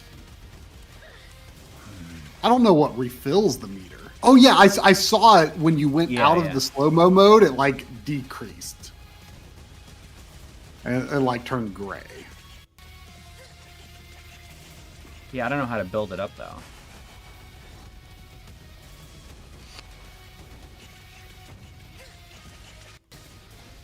Maybe I get it from reflecting them. Maybe.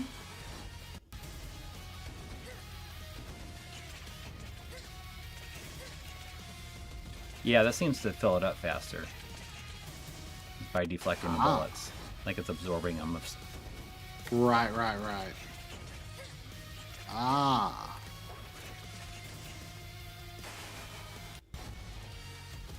There's like a bug flying around me here. In real life? In real life, yes. It's unfortunate.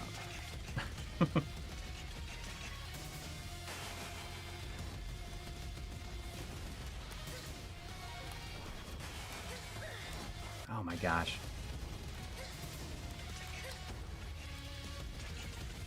It's close.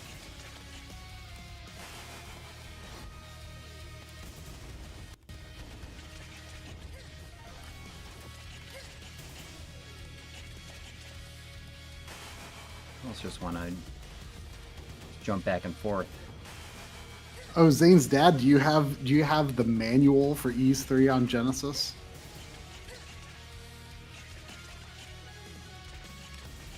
Because if so, you can look inside to learn about how the interlaced mode in the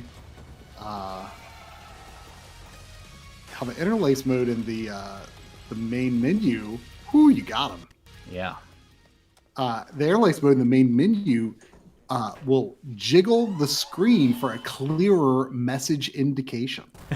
Jiggle. I love that. Jiggle. And jiggle. Look up the manual. Look up a PDF of the manual online. Me? No, I'm saying Zane's dad. Okay. Yeah. Yeah. If you notice that there's an interlacing option in the game menu, like during the game, the manual says it jiggles the screen for a clearer message indication. I don't know why I don't even have that manual, but I can remember exactly how it says because it's so fun to say. Jiggles the screen for a clearer message indication.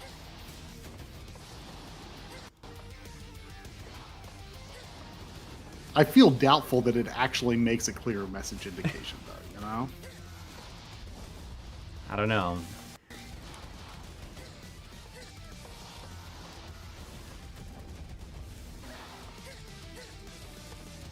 What am I destroying here? Am I trying to destroy this gun?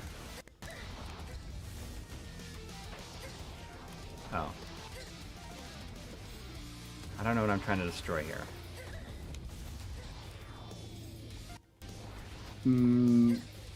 Yeah, it's weird when you're deflecting those bullets. They're going to where they're locking on to where, like, you've already destroyed those guns. I see what I'm supposed to do. But it's weird that it locks on.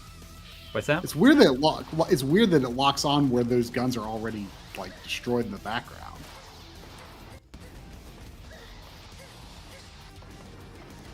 Ooh. The Sheltering Sky says, motion to rename Bob de-interlacing to Jiggle de-interlacing. Yeah, I like that. I mean, I do like that, but I also like Bob de-interlacing. Yeah. Because I can't not think about Retro RGB Bob. We should, like, next time we do talk about interlacing, though, we should just say it jiggles the screen. Yes, sure. Also, when we talk about Bob de-interlacing, we should do like the game sack thing where like for only the frames where he is saying the name of the composer or game developer, he like pops up like a photograph of them with like a stock footage motion background. Yeah. Like just as he says the name, and just when we say Bob, the word Bob, we should just have Retro RGB Bob appear on screen.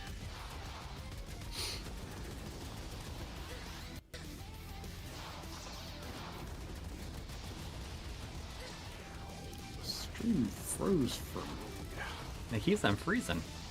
Yeah, well, this is, this computer I'm using right now, I'm pretty sure I built this computer. I'm running Linux on it right now, actually, but it's a poor piece of hardware, I would say. I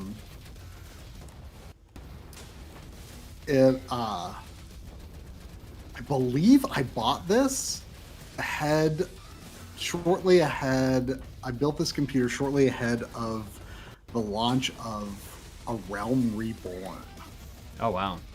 Yeah, so we're talking like late 2012, early 2013. It's pretty old. What's this person again? I believe I put a GTX 9060 in it. if that would have been the right time frame.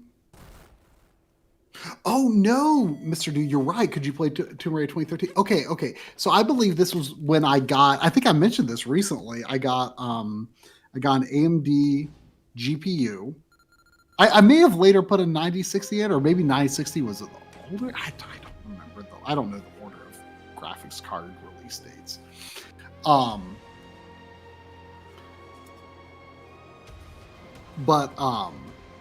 Yes, I got a AMD GPU, and it every hour wounds. It I wonder if came this is the with last level. free codes of Tomb Raider 2013 and BioShock Infinite before BioShock Infinite released. Even.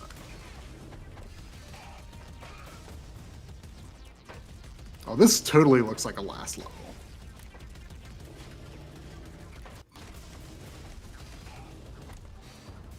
Oh, 960, not 960. Yes, 960. I don't know. I have a 960.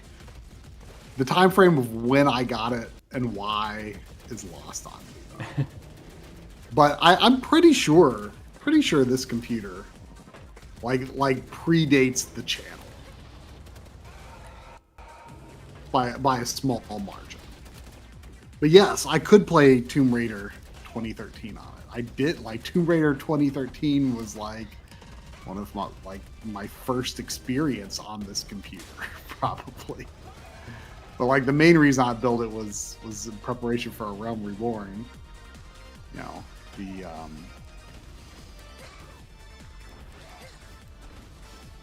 I didn't want to play it on PS3. Yes, 9060 is current gen AMD. Yes. Oh, that's cool.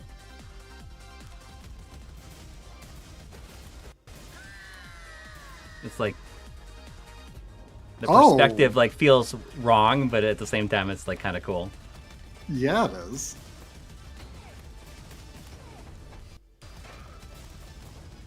They were just like, I don't know if this makes any sense, but we're just going to do it. We're gonna make it look like you're just like looking straight down, like you're sideways.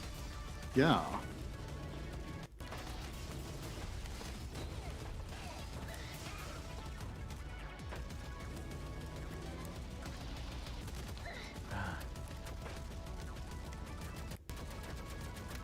I do feel like this is the difficulty on this game is very good.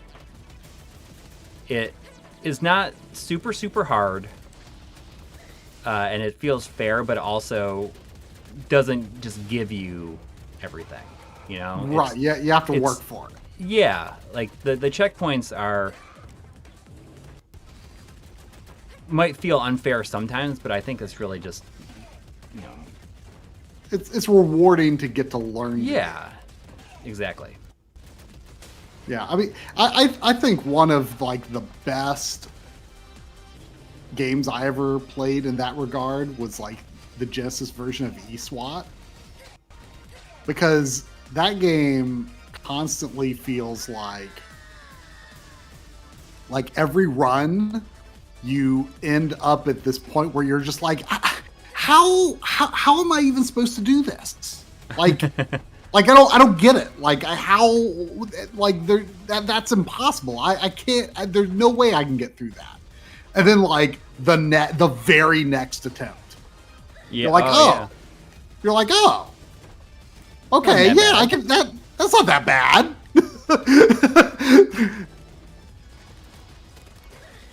So it was like every single run you were like having a major breakthrough, and that was very satisfying. But you were like, immediately before that, you were like, there's no way. There's no way. And then it's like, that's not that bad. I wonder if I can hit those grenades. Those green grenades. I assume that I can.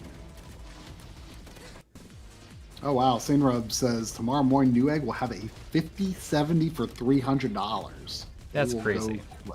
Yeah, that's a real. I mean, how many? That's what I got, but I wanted a Founders Edition because I don't want a huge GPU in there. Am I remembering right that 5070 is do they only have a 12 gigabyte configuration for that card? No, I feel like it's 10 maybe. Like I don't know. That's what I got, but of course everyone's like, oh, it's RAM starved, or it's like, okay, well, I'm glad I spent money on it. Oh, Henry is here saying it is a 12 gigabyte card. Okay, so yeah, I mean that's.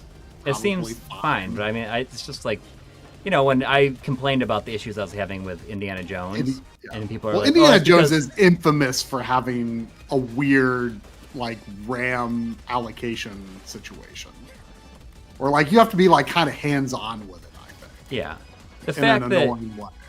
That it can be like, oh, that my $600 GPU is RAM starved for certain games, that immediately makes me say I hate PC gaming. Yeah. Yeah.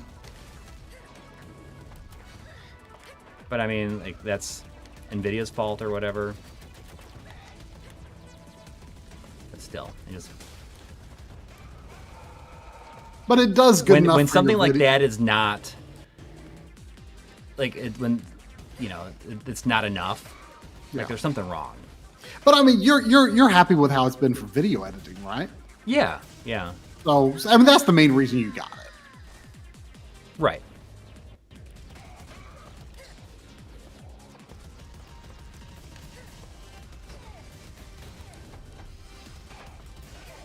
But yeah, Henry says those kinds of deals have been selling out in literal seconds. So no one get your hopes up on a $300 5070.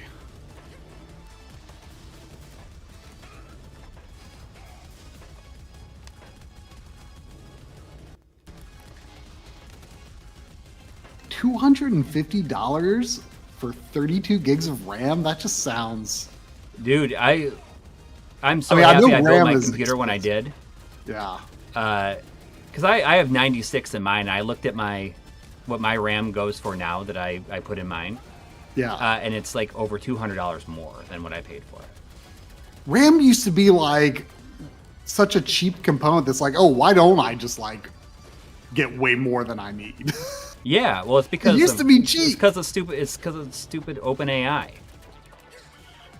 They're buying it all up. Well, they worked out some deal or whatever where they get like 40% of like the RAM allocation for like these companies or something like that. It's stupid. Like AI is like, it's like the worst of like everything. It's just it's literally ruining everything.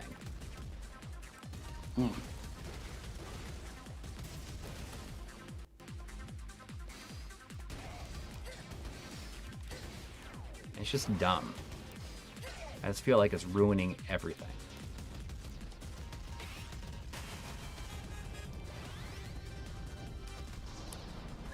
What? Oh, right side. Well, hopefully production will like of RAM like can scale up in some way because we need we need cheap RAM. I remember it used to be just like, man, I'm just gonna buy all this RAM because it's so cheap. Yeah.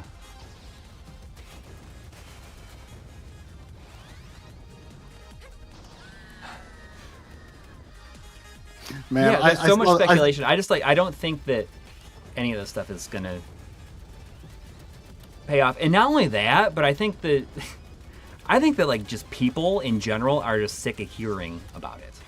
Yeah. And I think that it's just one of those things where even if people think that it can be useful, they're just so sick of hearing about it that they think I don't want to use it because I'm so sick of hearing about it. I saw a screenshot of a article headline. I think it was from PC Gamer, and it was like, Microsoft's head of AI can't understand why everyone hates AI, and I can't understand why he doesn't understand because it's so obvious to me. Yeah. But I actually went and read the article, and like this is like the absolute funniest part of it to me is this guy is like I grew up playing Snake on my phone and now we're here. And I'm like, what kind of dishonest argument is saying like I played Snake on my phone and now we're here? Like, Snake on your phone was not exactly like representative of where technology was at. Yeah. When you were playing Snake on your phone, like that is not the kind of leap we're talking about here, right? Like, it's, yeah, like what does that have to do with anything? Honestly, like how does like one get from one to the other?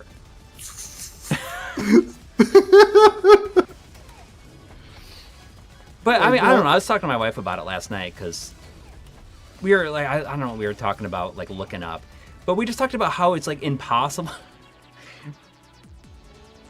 We needed to figure something out, right? And it's like now it's all it's doing. All it does is you put in a search, and then the AI, like you put a search into Google, and then the Google AI will like do its own search for that, and then tell you what it's finding. It's just a redundant thing. Yeah. And then you got to scroll down, like get the like the actual like the stuff that you were looking for. Well, you know, a couple months ago, I started using a different browser, but it's like built on Chromium, which is like, you know, the same thing as Chrome, but it's just like done by like a third party. It was what Drum recommended because like my problem was I felt like Chrome was just starting to really run like crap on my phone. Mm-hmm. And I knew he was like using like, you know, because he's, you know, being all into like Linux and, you know, stuff like that, you know. That you have. People tend to have alternatives, and so he uses a browser called Vivaldi. I feel like I've heard of that. Yeah, and what's cool about it is it's just like it just has ad block. Like you don't have to install a separate ad block. It just like blocks ads from the moment you install it. And you know, it's very like, you know, privacy centric and stuff. And I've not really, I feel like I might be able to find a better search engine, but the default is called Start Page, which, you know, I guess is intended to be very privacy centric, but it is owned by a company that has like interest in advertising. So if you search through Start Page, you get Google search results, but you like usually have like 2 or 3 like, and it marks them. It says ad. So you do have to scroll down just a little bit, but it will. The annoying thing is that we'll put ad sponsored search results first. But it has been, aside from that, it's like kind of been a little bit more of a traditional search experience versus what Google has become.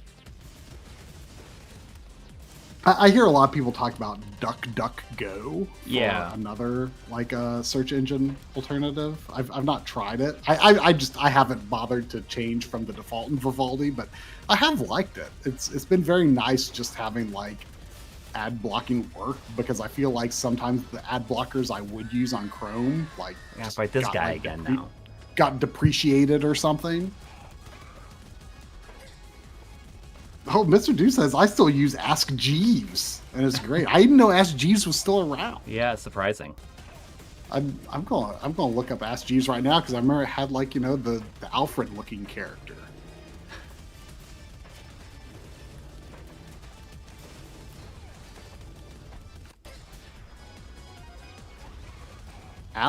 Is it ask.com?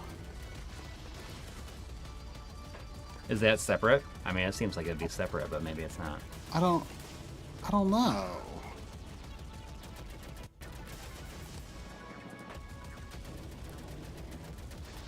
I don't know. Is it really still the same thing? Because here's a Reddit post from 8 months ago saying, "Who remembers Ask Jeeves?" And it's got a picture of the Alfred looking guy. But the Ask logo looks the same as that. Okay, Ask.com, originally known as Ask Jeeves. Okay. So Ask.com is still here. Let me see how I like this. Let me search for Neon Inferno on Ask.com.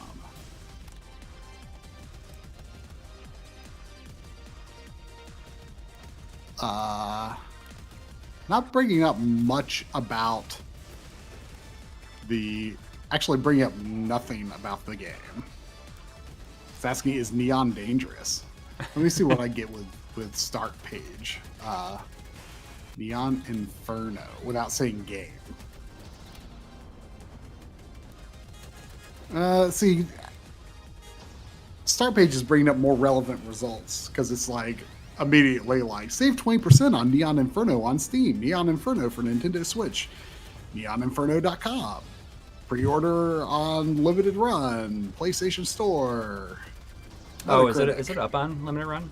I mean, I wonder how the Switch version runs. Yeah, I have no idea. So my understanding is that start page's results are like part of Google, but it's like not doing like the AI at the top and then the AI like ordering and stuff.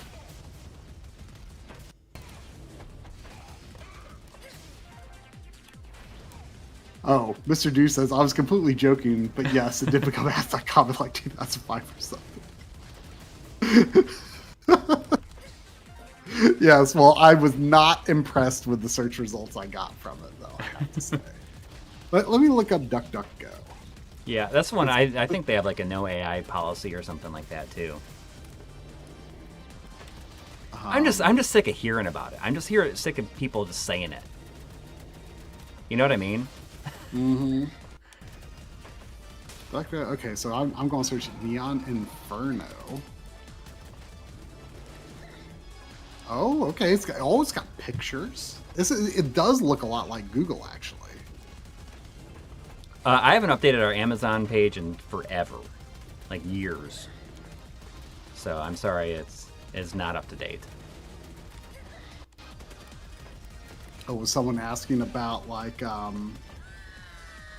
suggestions on USB cables? Yeah, that wouldn't really be up to date. You know, speaking of things on Amazon, if anyone has one of these 4 in, 2 out HDMI 2.0 switchers, I wouldn't really recommend using it because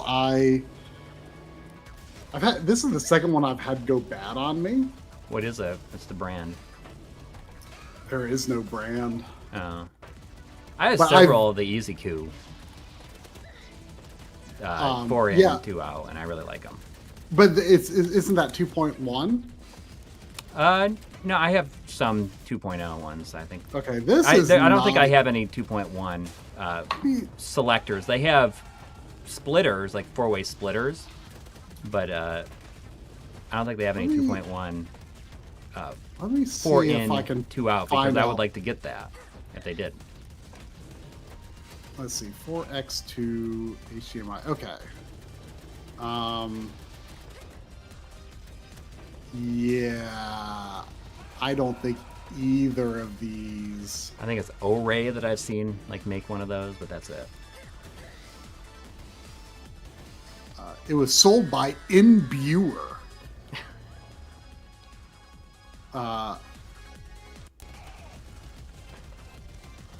Yeah, but yeah, this was like it seems really nice because it's got 4 in, 2 out, and it's got it's even got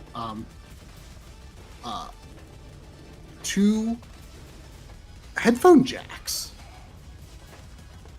It's got 2 headphone jacks and 2. I think it's an audio extractor, so you can also get like coaxial out and headphone out. But I do not recommend it because I had one die, and bought a second one because it was cheap, and I've used it here with the projector and then the capture card that's on this computer.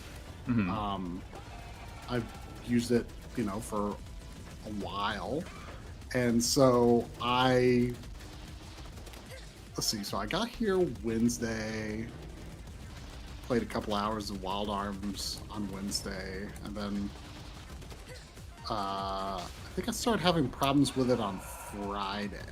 Well, actually, I had problems when I first got here because I couldn't get.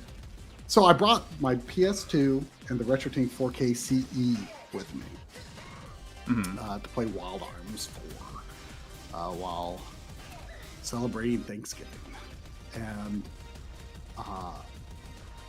I couldn't get anything to come up on the capture card or the projector. And I was like, what the heck? Well, eventually I switched to input 4 on this switcher, and it worked. So I'm like, oh, okay, input 3 is dead. So everything was fine until Friday, and then the Retrode just started like turning off, started shutting down. Oh, weird. I'm like, what the heck?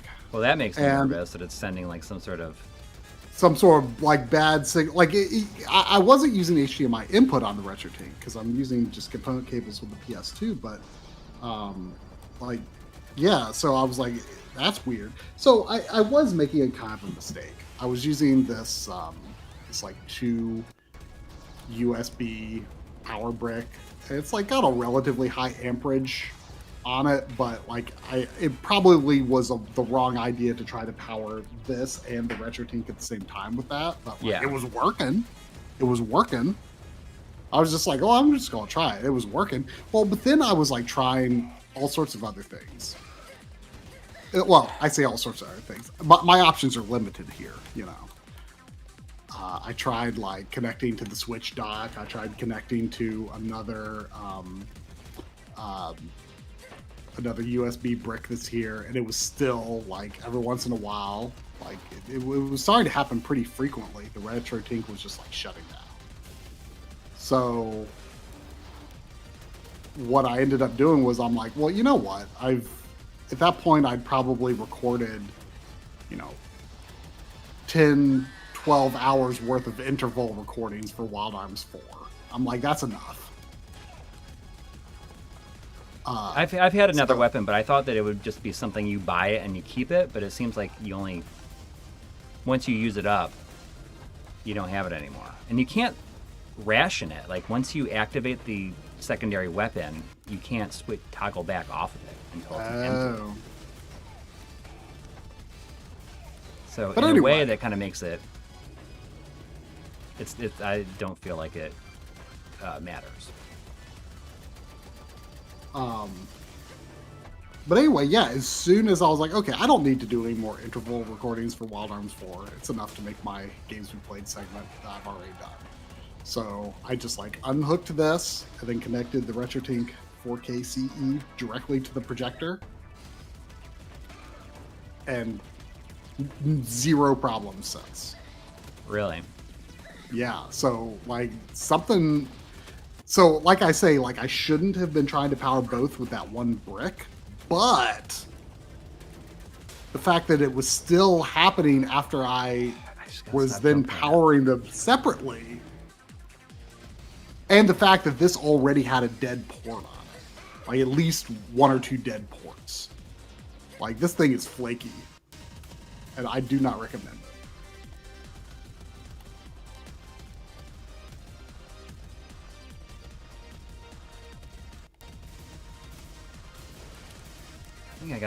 I gotta stop trying to destroy everything. And they go away after they are on screen for a little bit, so stop trying to risk myself to destroy them.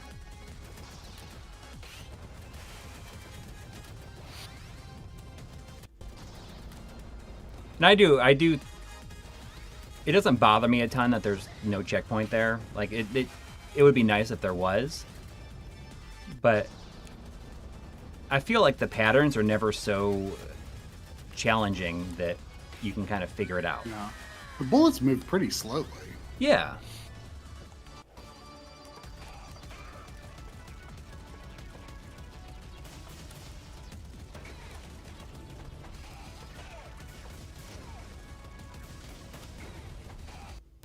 You know, I saw that dragonfly come up and underneath. It's like tailed aerial striker or something like that. You know, and I was, I caught a little bit of Game Dave's stream a few weeks ago, and he was playing Ocarina of Time for the first time. Like he'd never played it. Yeah, well, he's not a big Zelda guy, you know. And you know, I was watching when he got to Queen Goma, and it's like, you know, there it is. Like that's it. Like that's the original like boss subtitle. You know, really? It was never in any other games. I guess I can't think of any other ones. Right? I would be shocked if there's a different origin to that. You know, it's definitely what TV tropes refers to as the trope codifier. Is when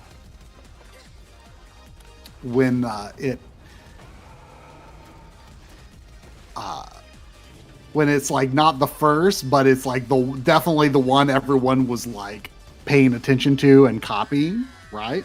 Yeah. But there's no way. There was a $5 super chat from Slot 9 with no comment, but thank you very much. Mr. Dude saying I should have played Wild Arms 4 on the TV behind me. That's the 20L5, and yeah, I'm surprised like that's even there. It's not. Well, yeah, it's here because it's not really working very well. It's still got power issues. So it's here because it's not useful at my house. So, but I can't bring myself to get rid of it. So you just. So it's taking up space here instead. Yeah, it's just. I just you just use your parents' house as storage for your things that don't work. Well, I mean that's the only example of something that doesn't work as far as I can think of. But like I can't get rid of it. Like what if there's a cure? No. I'm not saying. I'm just surprised. I just think it's funny that like. They're like, well, this thing doesn't work, so I'm just gonna put it here. Yeah, I'm gonna put my, my well, there's more room here. There's more room here. I mean, this room is mine to do with as I please.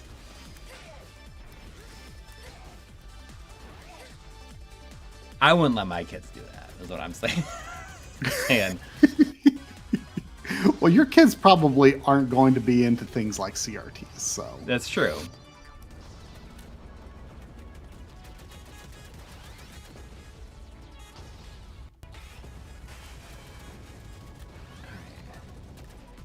I'm figuring this out. If I can not take another hit here, that'd be nice. Is the boss subtitle a riff on Latin names in the Animal Kingdom? I mean, maybe? I mean, like Zelda was the first to do it. Oh, shoot. Like Ocarina of Time, like I've never seen an earlier example of it. And then, it's very, very common after Ocarina of Time. I mean, it's not something that you start seeing others. Huh? All the Ys games do it now, for sure. Like starting with like Ys 8. I don't know. Yeah. I feel like it's definitely in 7. I feel like it's in Origin and stuff too. But of course, this is all be well after that too.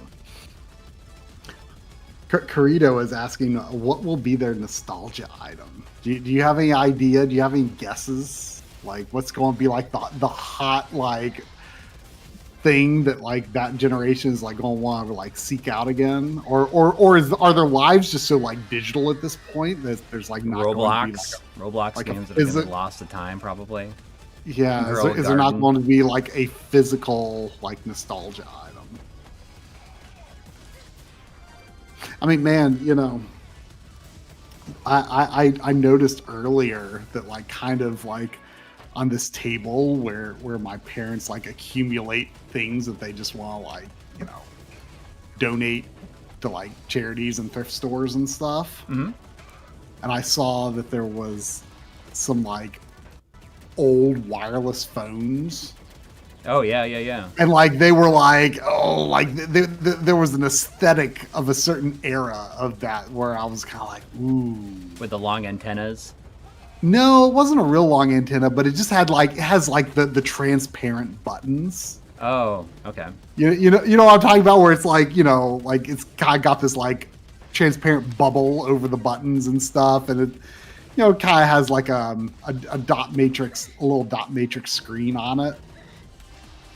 And it was like, you know, probably like, I would guess like, you know, early 2000s. I was kind of like, I'm feeling nostalgia looking at this, and I'm like tempted to say like, Nelly, is that you now? I thought I heard her doing something over there. Oh, I almost accidentally chose return the title. But I was like tempted to be like, oh, maybe don't give that away. Like I want that, but I'm like, no, I shouldn't. I don't need more random things like that. Like I would have never thought of it again if I didn't see it. Yeah. You know? Vanessa is asking, Coury, do you and your kids play board games or anything like that? Might be nostalgic for that, or puzzles, etc. We definitely play Cards Against Humanity. Like yeah. You've told the story about how there were a couple of cards in there. Yes, some cards slipped by your wife. Yeah, and they have family versions too. Like we got some, just like strictly family versions. But yes, we had a moment where there was several that were missed on our trip to Yellowstone last year. You know, I honestly, until I started going to conventions, I had no idea that like board games like still had such an audience. Because like to me, like board games were just like boring games that like, you know, old people played, right? Yeah. Or just like stuff for kids. Like I just had no idea. I just had no idea that like people were like big nerds for like this kind of stuff. And it's just like I can't remember major the ones that slipped by. I had it written down someplace, and I don't remember what they were. I'd set them aside. You told the story on probably a stream, like probably the stream after you got back from that trip like that. I can't remember what it was though.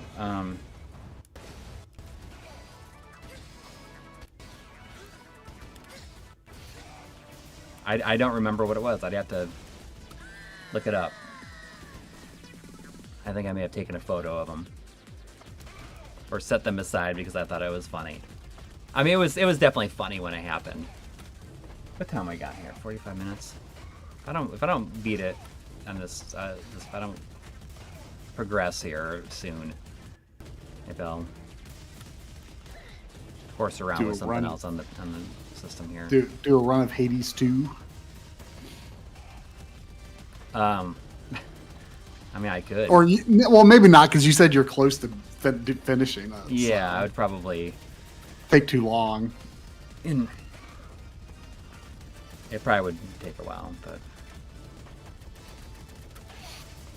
but Master Safer says, dude, I'm the only one in my friend group who collects video games. Every other friend I grew up with has shelves and even rooms full of board games. Yeah. See, I just had no idea that like to me it was just like it was like the thing that your parents want you to play to like take a break from video games.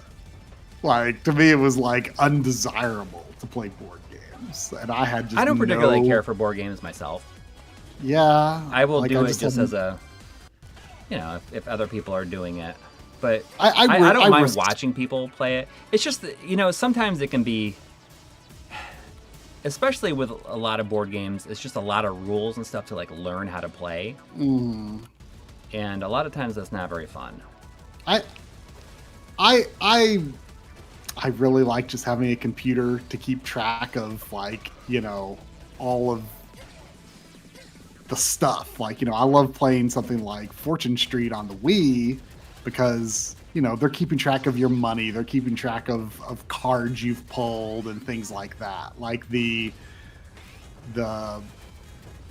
just having to manage all that stuff just doesn't work that well for me. Like, with a physical board game, I would say. Yeah.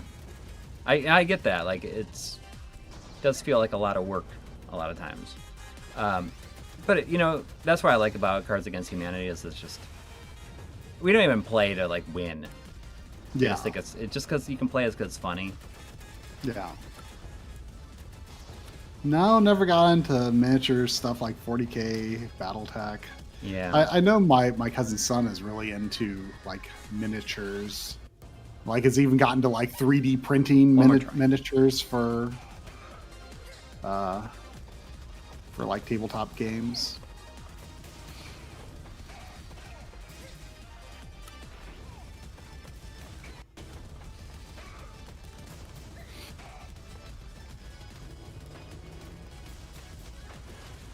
Yeah.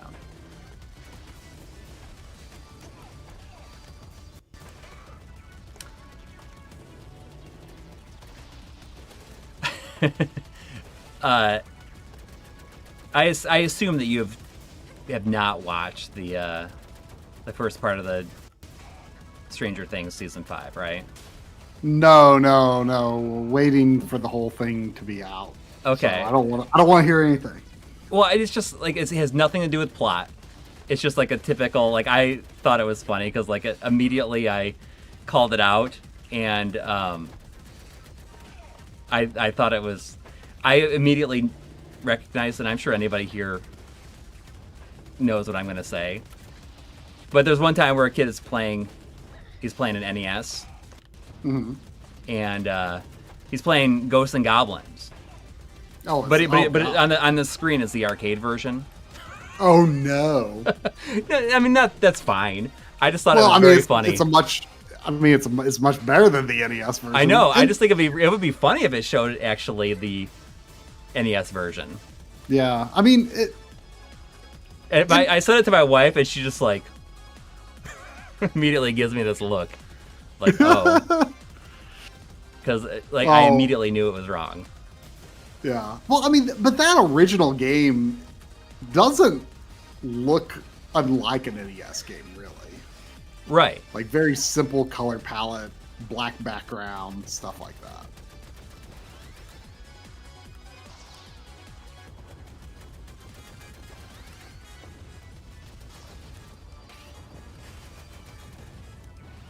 Yeah, I thought it was funny. Because I immediately noticed it, and then I saw like a post on Blue Sky, and someone was saying it's like literally unwatchable now. not like, just jokingly, right? Yeah. Saying it, but it's just. I wonder, I wonder if they just like downloaded the footage from YouTube. The kid did have a arcade cabinet in his room. He had a hang on in his room. Oh, which I thought was pretty cool. But I wonder if they just downloaded the footage from YouTube. Like, it's amazing. I mean, like, it looks good on the screen. Actually, Yeah. like it looks convincing-ish. Mm-hmm. Maybe they were trying to make you feel uncomfortable. No, they like something's wrong here. I can't put my finger on what it is. It's not showing the crappy version of Ghosts and Goblins, right? Yeah. Anybody who knows anything knows that the NES version of Ghosts and Goblins is horrible. It's like Is that on Switch Online? I don't know. I doubt it. Because like I kind of wonder if it could have been. I wonder if it could have been like a Capcom stipulation. If they're like, oh no, we don't use the NES version. Oh, is it on? It is on. I'm surprised that they would allow that version to be on there. It just seems like something they would be embarrassed by. Yeah. But I guess it is. I mean, they didn't even make it themselves. It was like, what was it like? Micronics. Micronics, yeah. Yeah, most of what I learned about that came from Displaced Gamers. Yeah. And it runs at 30 FPS.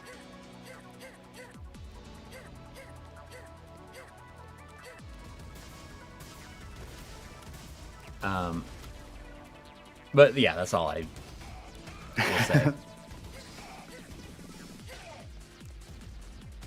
Are you gonna wait till the whole thing's over? Oh, definitely. See, I don't know how many come out on Christmas, but I think it's kind of fun that.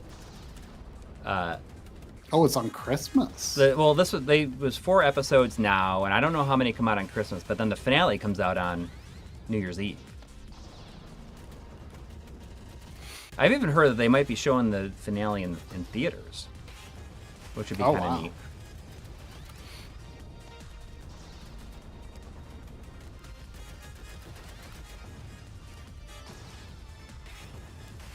Yeah, probably get to it. Q1. It's like a situation where I was just afraid of having it ruined or spoiled. Yeah, but I'm like not on anything, so. Yeah, but I mean, I don't know anything about it. I barely even remembered that it's out. Or half out. Mm-hmm. I was looking forward to it. I wasn't super excited about it, but I was interested in it, like excited about it.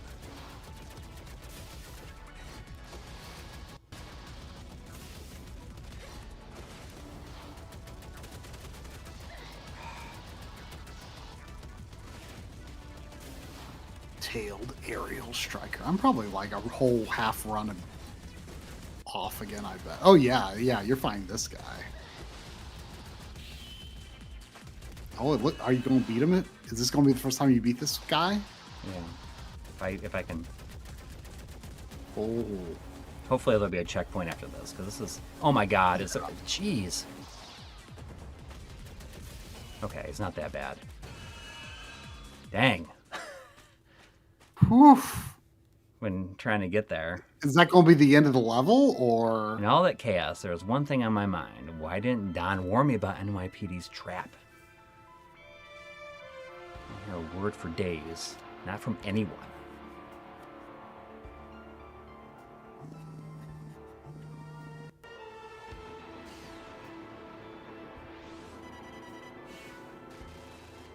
Imagine having a phone that turns into an iPad. Hmm.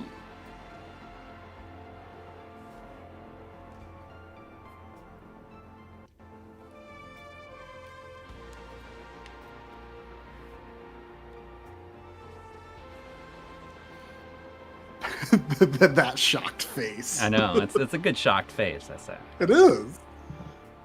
Like, it definitely should be in a Discord server somewhere. The only way out was through him.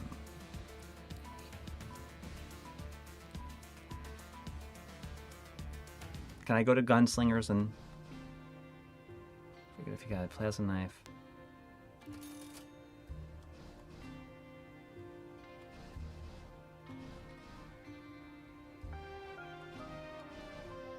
See, they have a plasma shield.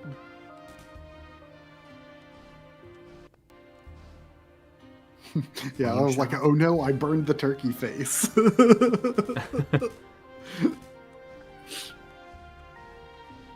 As she opened the Pulp Fiction suitcase. Why can't I...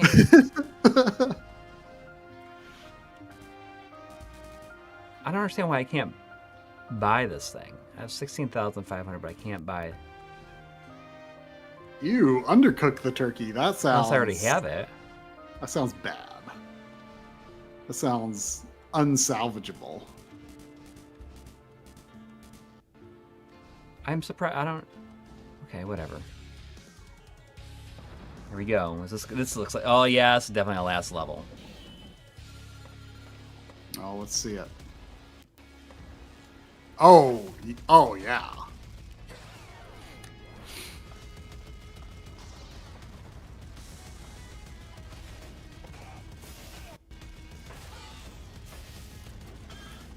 There's going to be a serious elevator sequence. Yeah.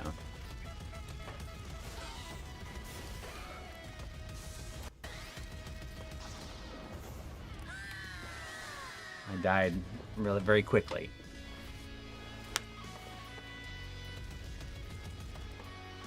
I don't know what I picked up though, or what I bought. Like I thought I bought like a plasma thing, but maybe it's. Oh, I wonder if it's more charge for my plasma. It has something to do with that. I don't know.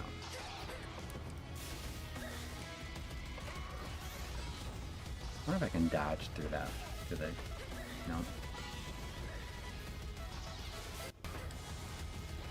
I mean, I'm not going to finish this, obviously. But... No, yeah. Given how much the challenge the last level was, I don't think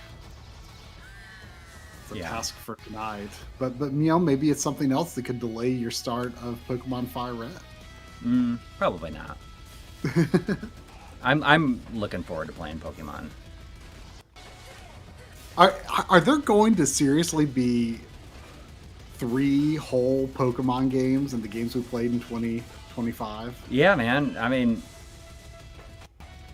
yeah.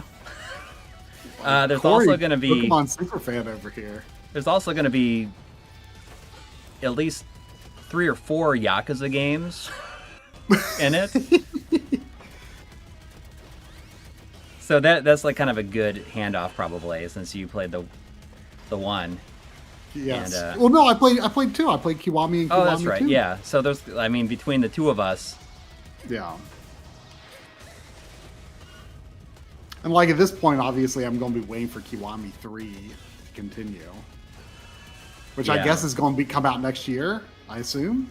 Yeah, I think it comes out fairly early. Well, it seems like a summer game, though. Yeah. Yeah, like, I mean the way that I'm going to have mine set up, I mean, that's the reason you know, it's funny because I kind of went back and looked at some of the old games we played stuff. Yeah. And I always thought they were longer than they are, but last year's was, I think, the longest one. No, I think last year's was less long than the previous. No, if you go and look, I think you'd be surprised. I'm pretty sure last year's was the first one I think that was over 2 hours. Well, maybe I'm thinking of the year before where it was less long than the previous. Yeah. They got long, but then they went way back down, or they started to go down a bit, but then last year's was over 2 hours. Okay, yeah, you're right. Last year's was over 2 hours, and last year was a bad year for beating games for me. I know, and that's the thing. It's like, it makes me feel like the amount of stuff that I played this year. It's very. It feels like a possibility that it could be 3 hours, close to 3 hours. Especially if I start getting to it now, if I start doing this stuff now, I feel like that could happen. Yeah, I'm going to try to, like, this week. I'm going to, like, try to identify, like, okay, what games am I going to, like, talk, like, for several minutes on, and which ones are going to be like real quick or kind of grouped together, or maybe a lightning round. You know, so I can get an idea of, like, how much riding I'm really going to do. You know, kind of the good thing, honestly, about. You know, I wrote a bunch of things, like, in, like, the first 3 or 4 months of the year. I wrote a bunch of stuff for the games that I played in that span of time. And they all tended to be a bit longer. And when I opened the document, like, I forgot that I had written all that stuff.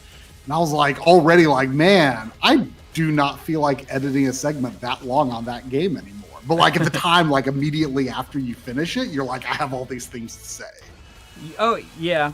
And then at this point, you're like, but like by the time as time passes, like it kind of naturally filters out like what you feel is important to say and what is not. Yes, exactly. And so that's like kind of the good thing about writing them, like, is you've had more time to digest it because you're like, I can say what I really care to say about this game in 30 seconds. Right. And that's exactly it. I'm gonna not make my segments like any longer. I just think that I played so much more this year. Yeah. I mean, I never have a ton to say about a game, anyways. On there in those. And that's kind of what I like about it, is that I don't have to tell you every single opinion that I have about it. Yeah. What do I need but to do here? yeah, you're right. Last year was the longest, at 2 hours 4 minutes. The previous year was only an hour 35, which was down from the previous year's 1 hour 51. So yeah. The year before that was an hour 19.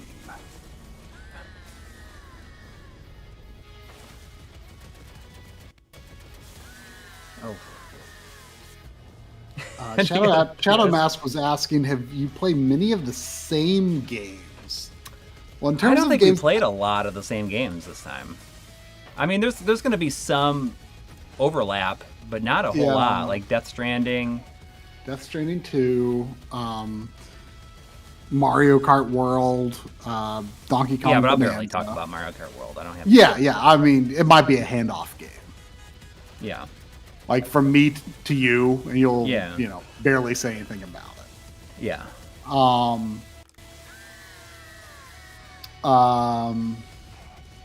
In terms of like retro games, I doubt we played very many of the same ones, because that rarely happens where we're like playing the same game from a previous year.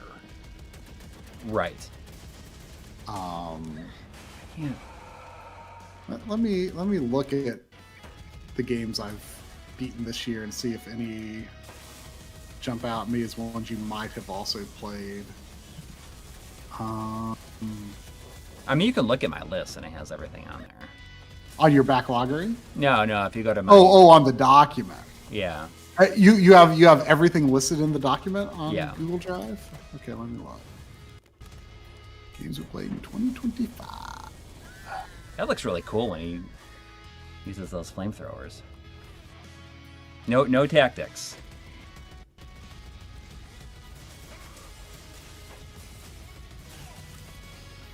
Let's see Corey's notes.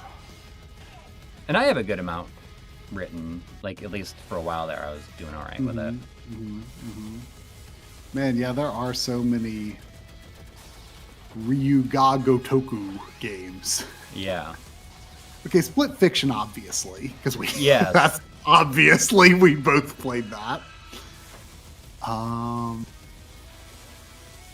I wish I had played Claire Obscure this year, but I just don't think it's happening at this point. I wanted to. Death Stranding 2. You played Doom Eternal? I played like half of it. So I'll put that in there. I never ended up finishing it.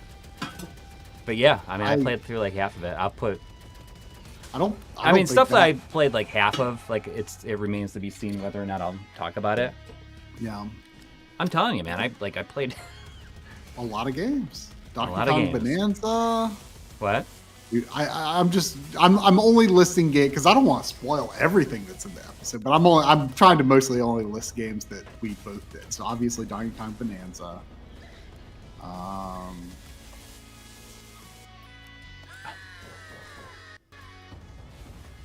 Okay, that's all for the modern games, I think.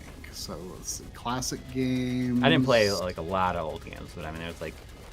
Yeah, well, none's anything I played this year. Games you revisited. Yeah, but like that stuff, like a lot of the revisiting, like that'll be quick if I even like decide to include that stuff.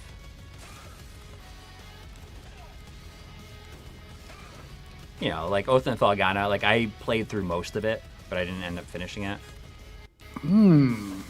It's definitely some games on your 2026 pledge list ideas that I think would be I would be very interested to see you play. I don't know if, I mean, I think that's okay to talk about because we're not settled on it yet. Right. Like, you know what would be kind of funny? When I saw on your list of ideas for pledges, I saw Beyond the Beyond. Yeah. And like for some reason, my mind first went to Beyond Two Souls. Oh, I do have that. Wouldn't it be funny if you did Beyond the Beyond and I did Beyond Two Souls? Probably no one else would think that's funny, but I think that would be funny. I think it would be funny. Oh, you're going up an elevator already. Have you had a checkpoint? I mean, I have a checkpoint in here, yeah. It's not that bad. It's just that I don't know how to do this part. Games I would be excited to see you do would be Eternal Darkness, 3D Dot Game Heroes, Banjo-Kazooie. Oh, do I have 3D Dot Game Heroes on there? I think I do. You do, yeah. I'm a little surprised you haven't beaten it. I mean, it's excellent. Yeah, well. You know, if you don't pick Killer 7, I might. Because I put it on my list of ideas as well.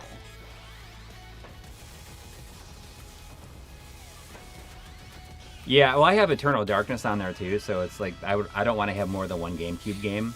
Mm-hmm. I'm pretty sure one of mine is definitely going to be Final Fantasy Tactics. The new one? Yeah, I mean, I've got it on PS1 and PSP and PS5, but I'm pretty sure I'm going to play the new one, whether I play the original mode or the. Oh right, yeah. I never put like new games on the list. Well, yeah, but it's an old game, and it's like something that I really should play, right? I mean, I'm with you. I don't think new games belong there, but it's not a new game. You know?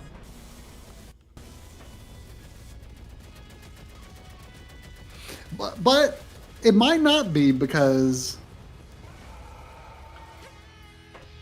I've also got on here Final Fantasy Stranger of Paradise, and I kind of really want to play that. Yeah. Yeah, you should. I also have on here Fire Emblem Three Houses, which, you know, I feel like is a pretty likely choice. I mean, we're talking some potentially longer games, but you know what? Like,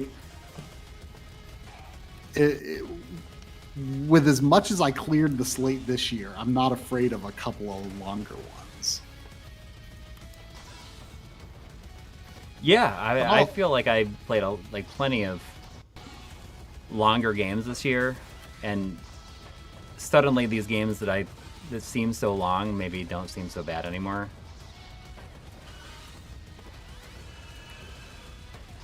I don't think Beyond the Beyond's going to happen, though. No. I mean, it sounds like it could be fun, but I don't know if I can do it.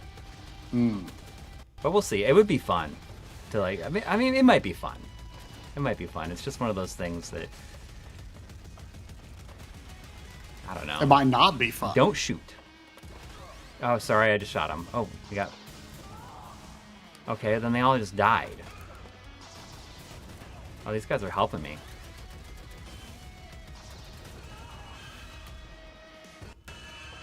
Yet again, I was way behind. Yeah, Legend of Dragoon. That was also on my list of ideas. Yep.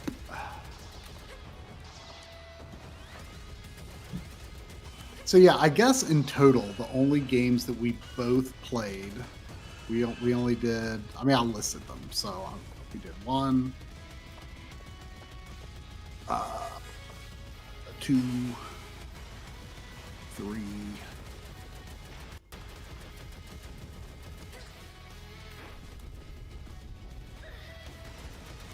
I guess just 3 plus Mario. I mean, you don't have Mario Kart on here. Oh, I don't? Mm-mm. Is this going to be the last boss? I'll add it for you. The heavy metal behemoth. It was a checkpoint, though.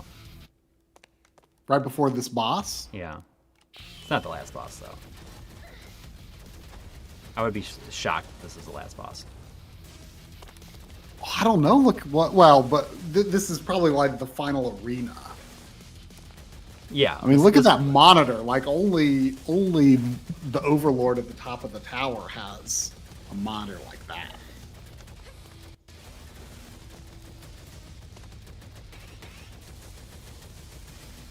I mean, I'm guessing there's going to be multiple parts to it. Yes, I have beaten all Dragon Quest games, including Dragon Quest X. But I've not beaten any Dragon Quest X expansions. But I have beaten a version of every number of Dragon Quest. This is not the last boss, though. It's just saying that he is a bodyguard for somebody. So I think. Well, but the guy is. There's 2 people in that machine, though. That's true.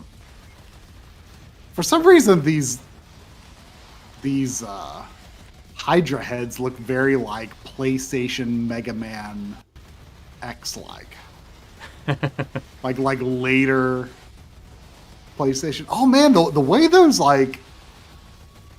neck segments are done looks really cool, actually. Yeah.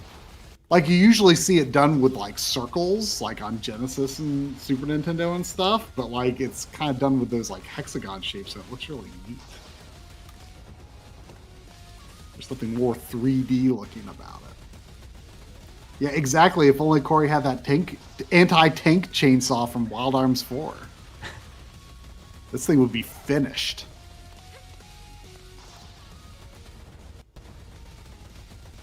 There's going to be one more section. Because this is not feel that hard. Or maybe You're so good now. I've gotten good enough. I guess we'll find out here in a second. Here we go. What's going to happen now? Yeah, it's a shame. See, I knew this guy was going to be the main bad guy. Like, your boss. Mm-hmm. Do you think there has ever been a tank, like, on a higher floor of a skyscraper? Like, just waiting there just in case it needs to be used? I feel like I'm going to do this. It says right there, it says continue from the final boss. Oh, heck yeah. Oh, wow. I'm really happy to hear that, Rears.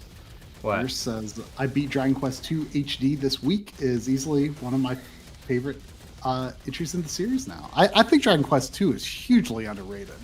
I'm very curious to play the remakes and see how, how they change it up. You know, the final cave is admittedly a bad part of Dragon Quest II, at least on NES. So I'll be curious if they improve that. So are there no health pickups in this game? There doesn't seem to be.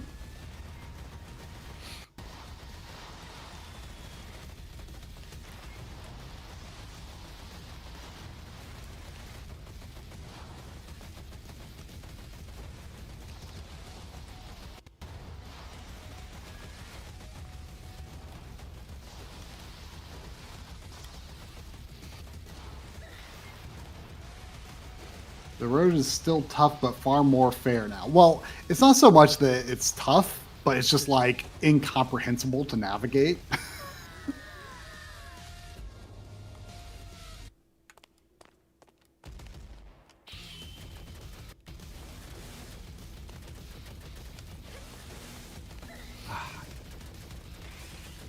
sure how to jump there.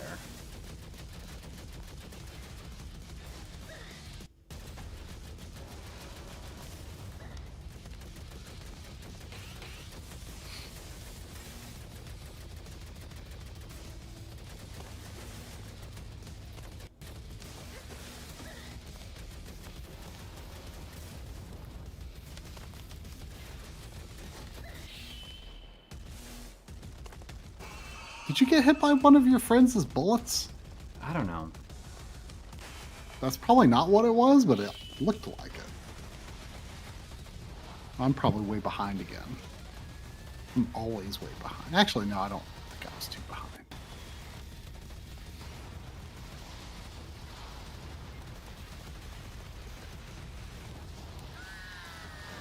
This does not seem that hard. I just seem to. It feels easier than what I've experienced. Yeah.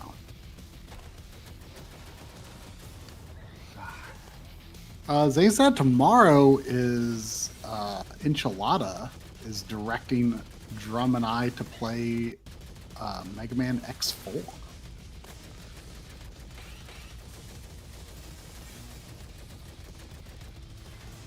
Have you played it?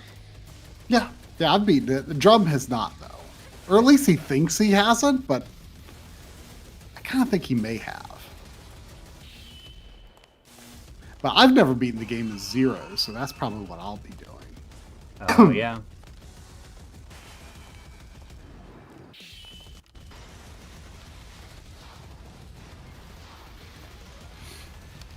I don't know if like Zero is kind of considered hard mode.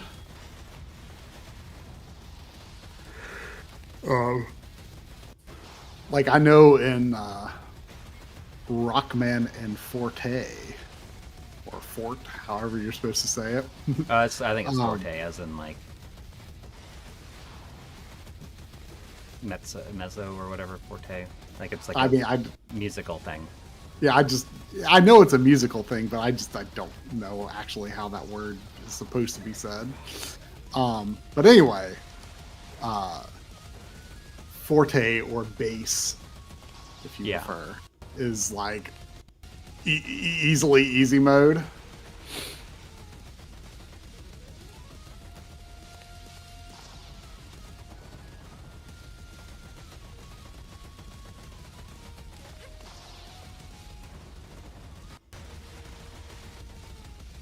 And I'm pretty scared of the idea of playing Mega Man and bass as Mega Man, because it seems it seems like it would be pretty hard.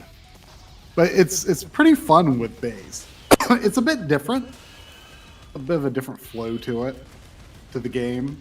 That kind of took me a little bit to get into a groove with it. But once I did, I'm like, I really enjoyed that game. Took me a bit to come around on it, though.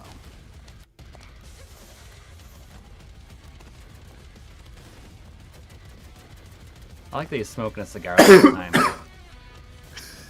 Yeah, like he has to occupy one of his hands with it. It's very important.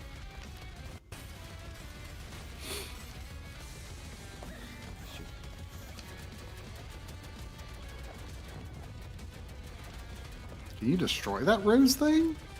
I tried to, but it kind of didn't look like it. I don't think it's worth the effort.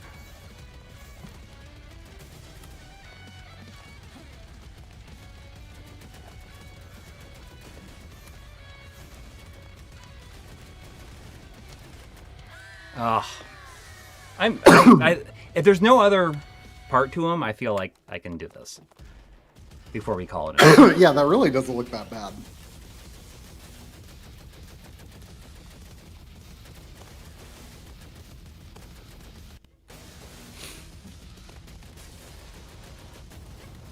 Like, I think the trick is getting past this first guy in a good situation. Because, like, this guy doesn't seem that hard, but, like, you've made some careless mistakes on him. Right.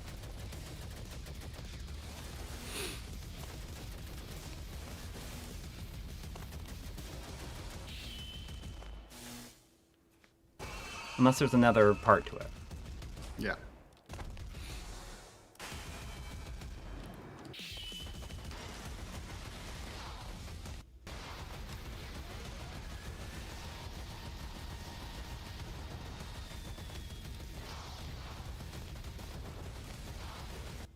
like those dragon heads or hydra heads, like, they aren't that tough. Right. Doesn't seem to me.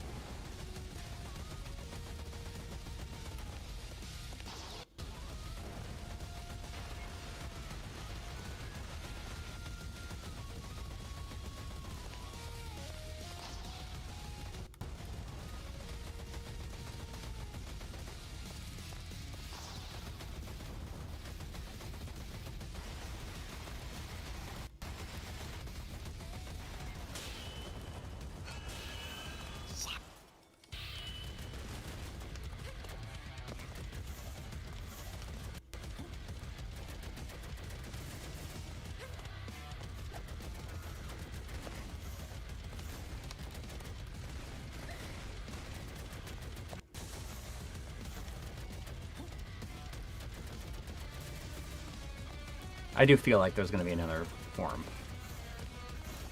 Optimism. Oh, Retro Coop is saying that Switch 1 is pretty bad performance. Play on PS5 or Switch 2. This game? Yeah. But I guess sounds like Switch 2 might fix it.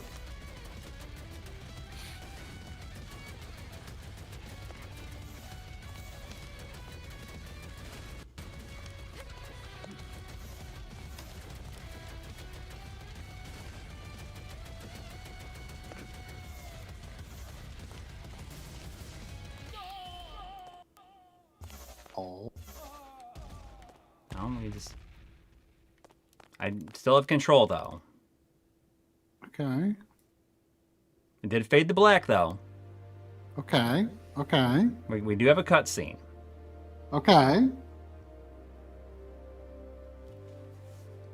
I feel like, boss dude dying just doing a one-on-one fight. Yeah. It's not that hard. Doesn't seem too implausible, He doesn't have his toys anymore. They're just moving off to an island. They're leaving New York and going to an island. I wonder if she'll still wear her heart earrings. Just living on the island.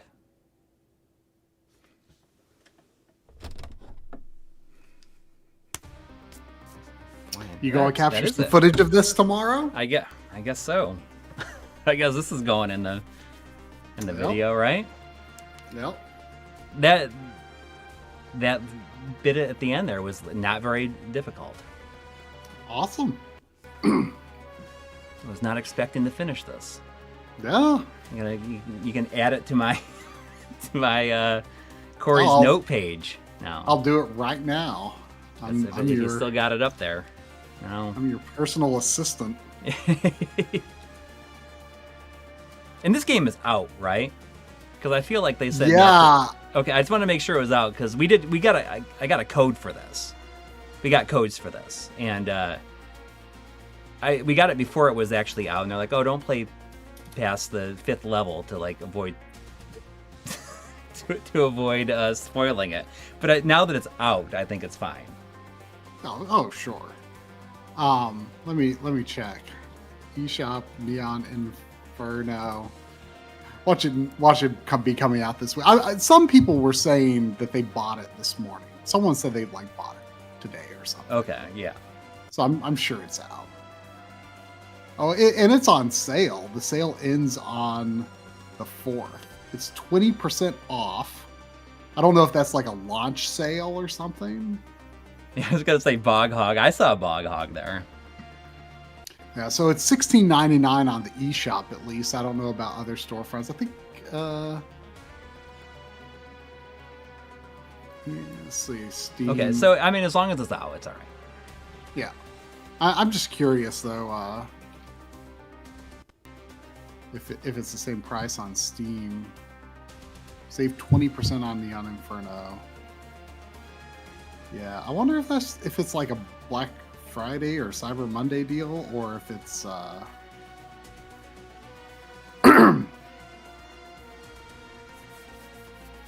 or if that's like an introductory price.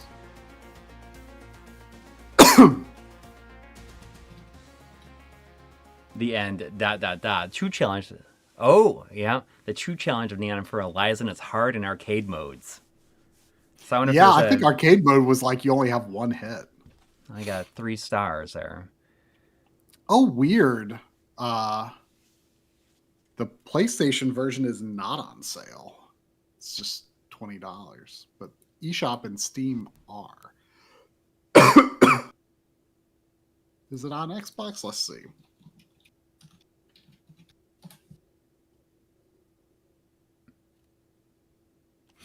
It does seem to be on Xbox. I'm sure it's on everything. It's on $20. It's $20 there. So it's on sale on Switch and Steam, but not PlayStation and Xbox. But you can buy it on all of them. There he is, Jin Kazama. Jin Kazama. It would be funny if that's just what it said in the voice. It looks like Jin Kazama. Look at that. I mean, he's straight up Jin Kazama. Well, I guess I will buy the PS5 version then, even though I have this already. It's just, it's one of those games that I feel like it's good. It's good enough to get. Yeah, sure. Yeah. Do they have separate levels, or are they all the same? Both characters. I mean, is it that different? Do they have different moves or different weapons or anything like that? I'm guessing it's just a character selection, especially considering there's co-op, right? So yeah, that's true. Lollipop Robot. I wonder if that was like you said there was like singing in one level. Yeah. I wonder if that was like the band.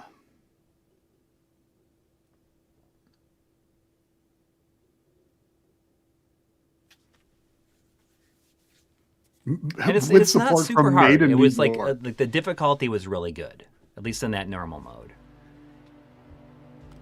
Yeah, it seemed like it was enough of a challenge that you didn't just like totally blow through it. Yeah. It has 9 save file slots. Oh, arcade mode is 1 life.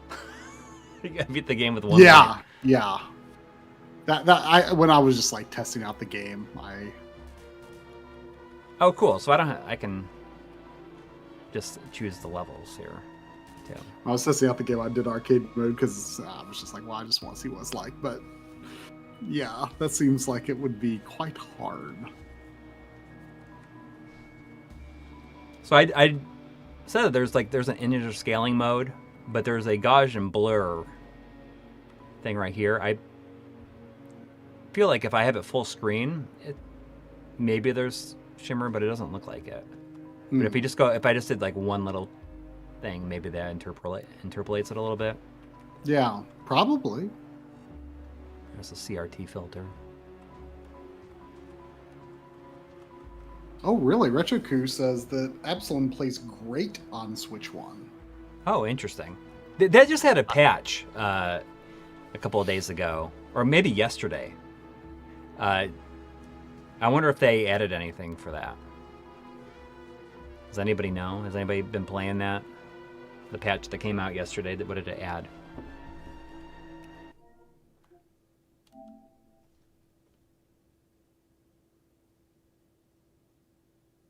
Outlaws on the Edge.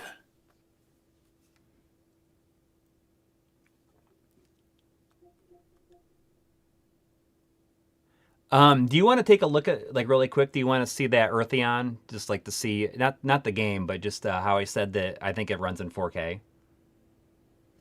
Oh, I mean, it's too hard to tell on the stream. Okay, but I mean, I just think it's interesting that it gives, if fills it top to bottom.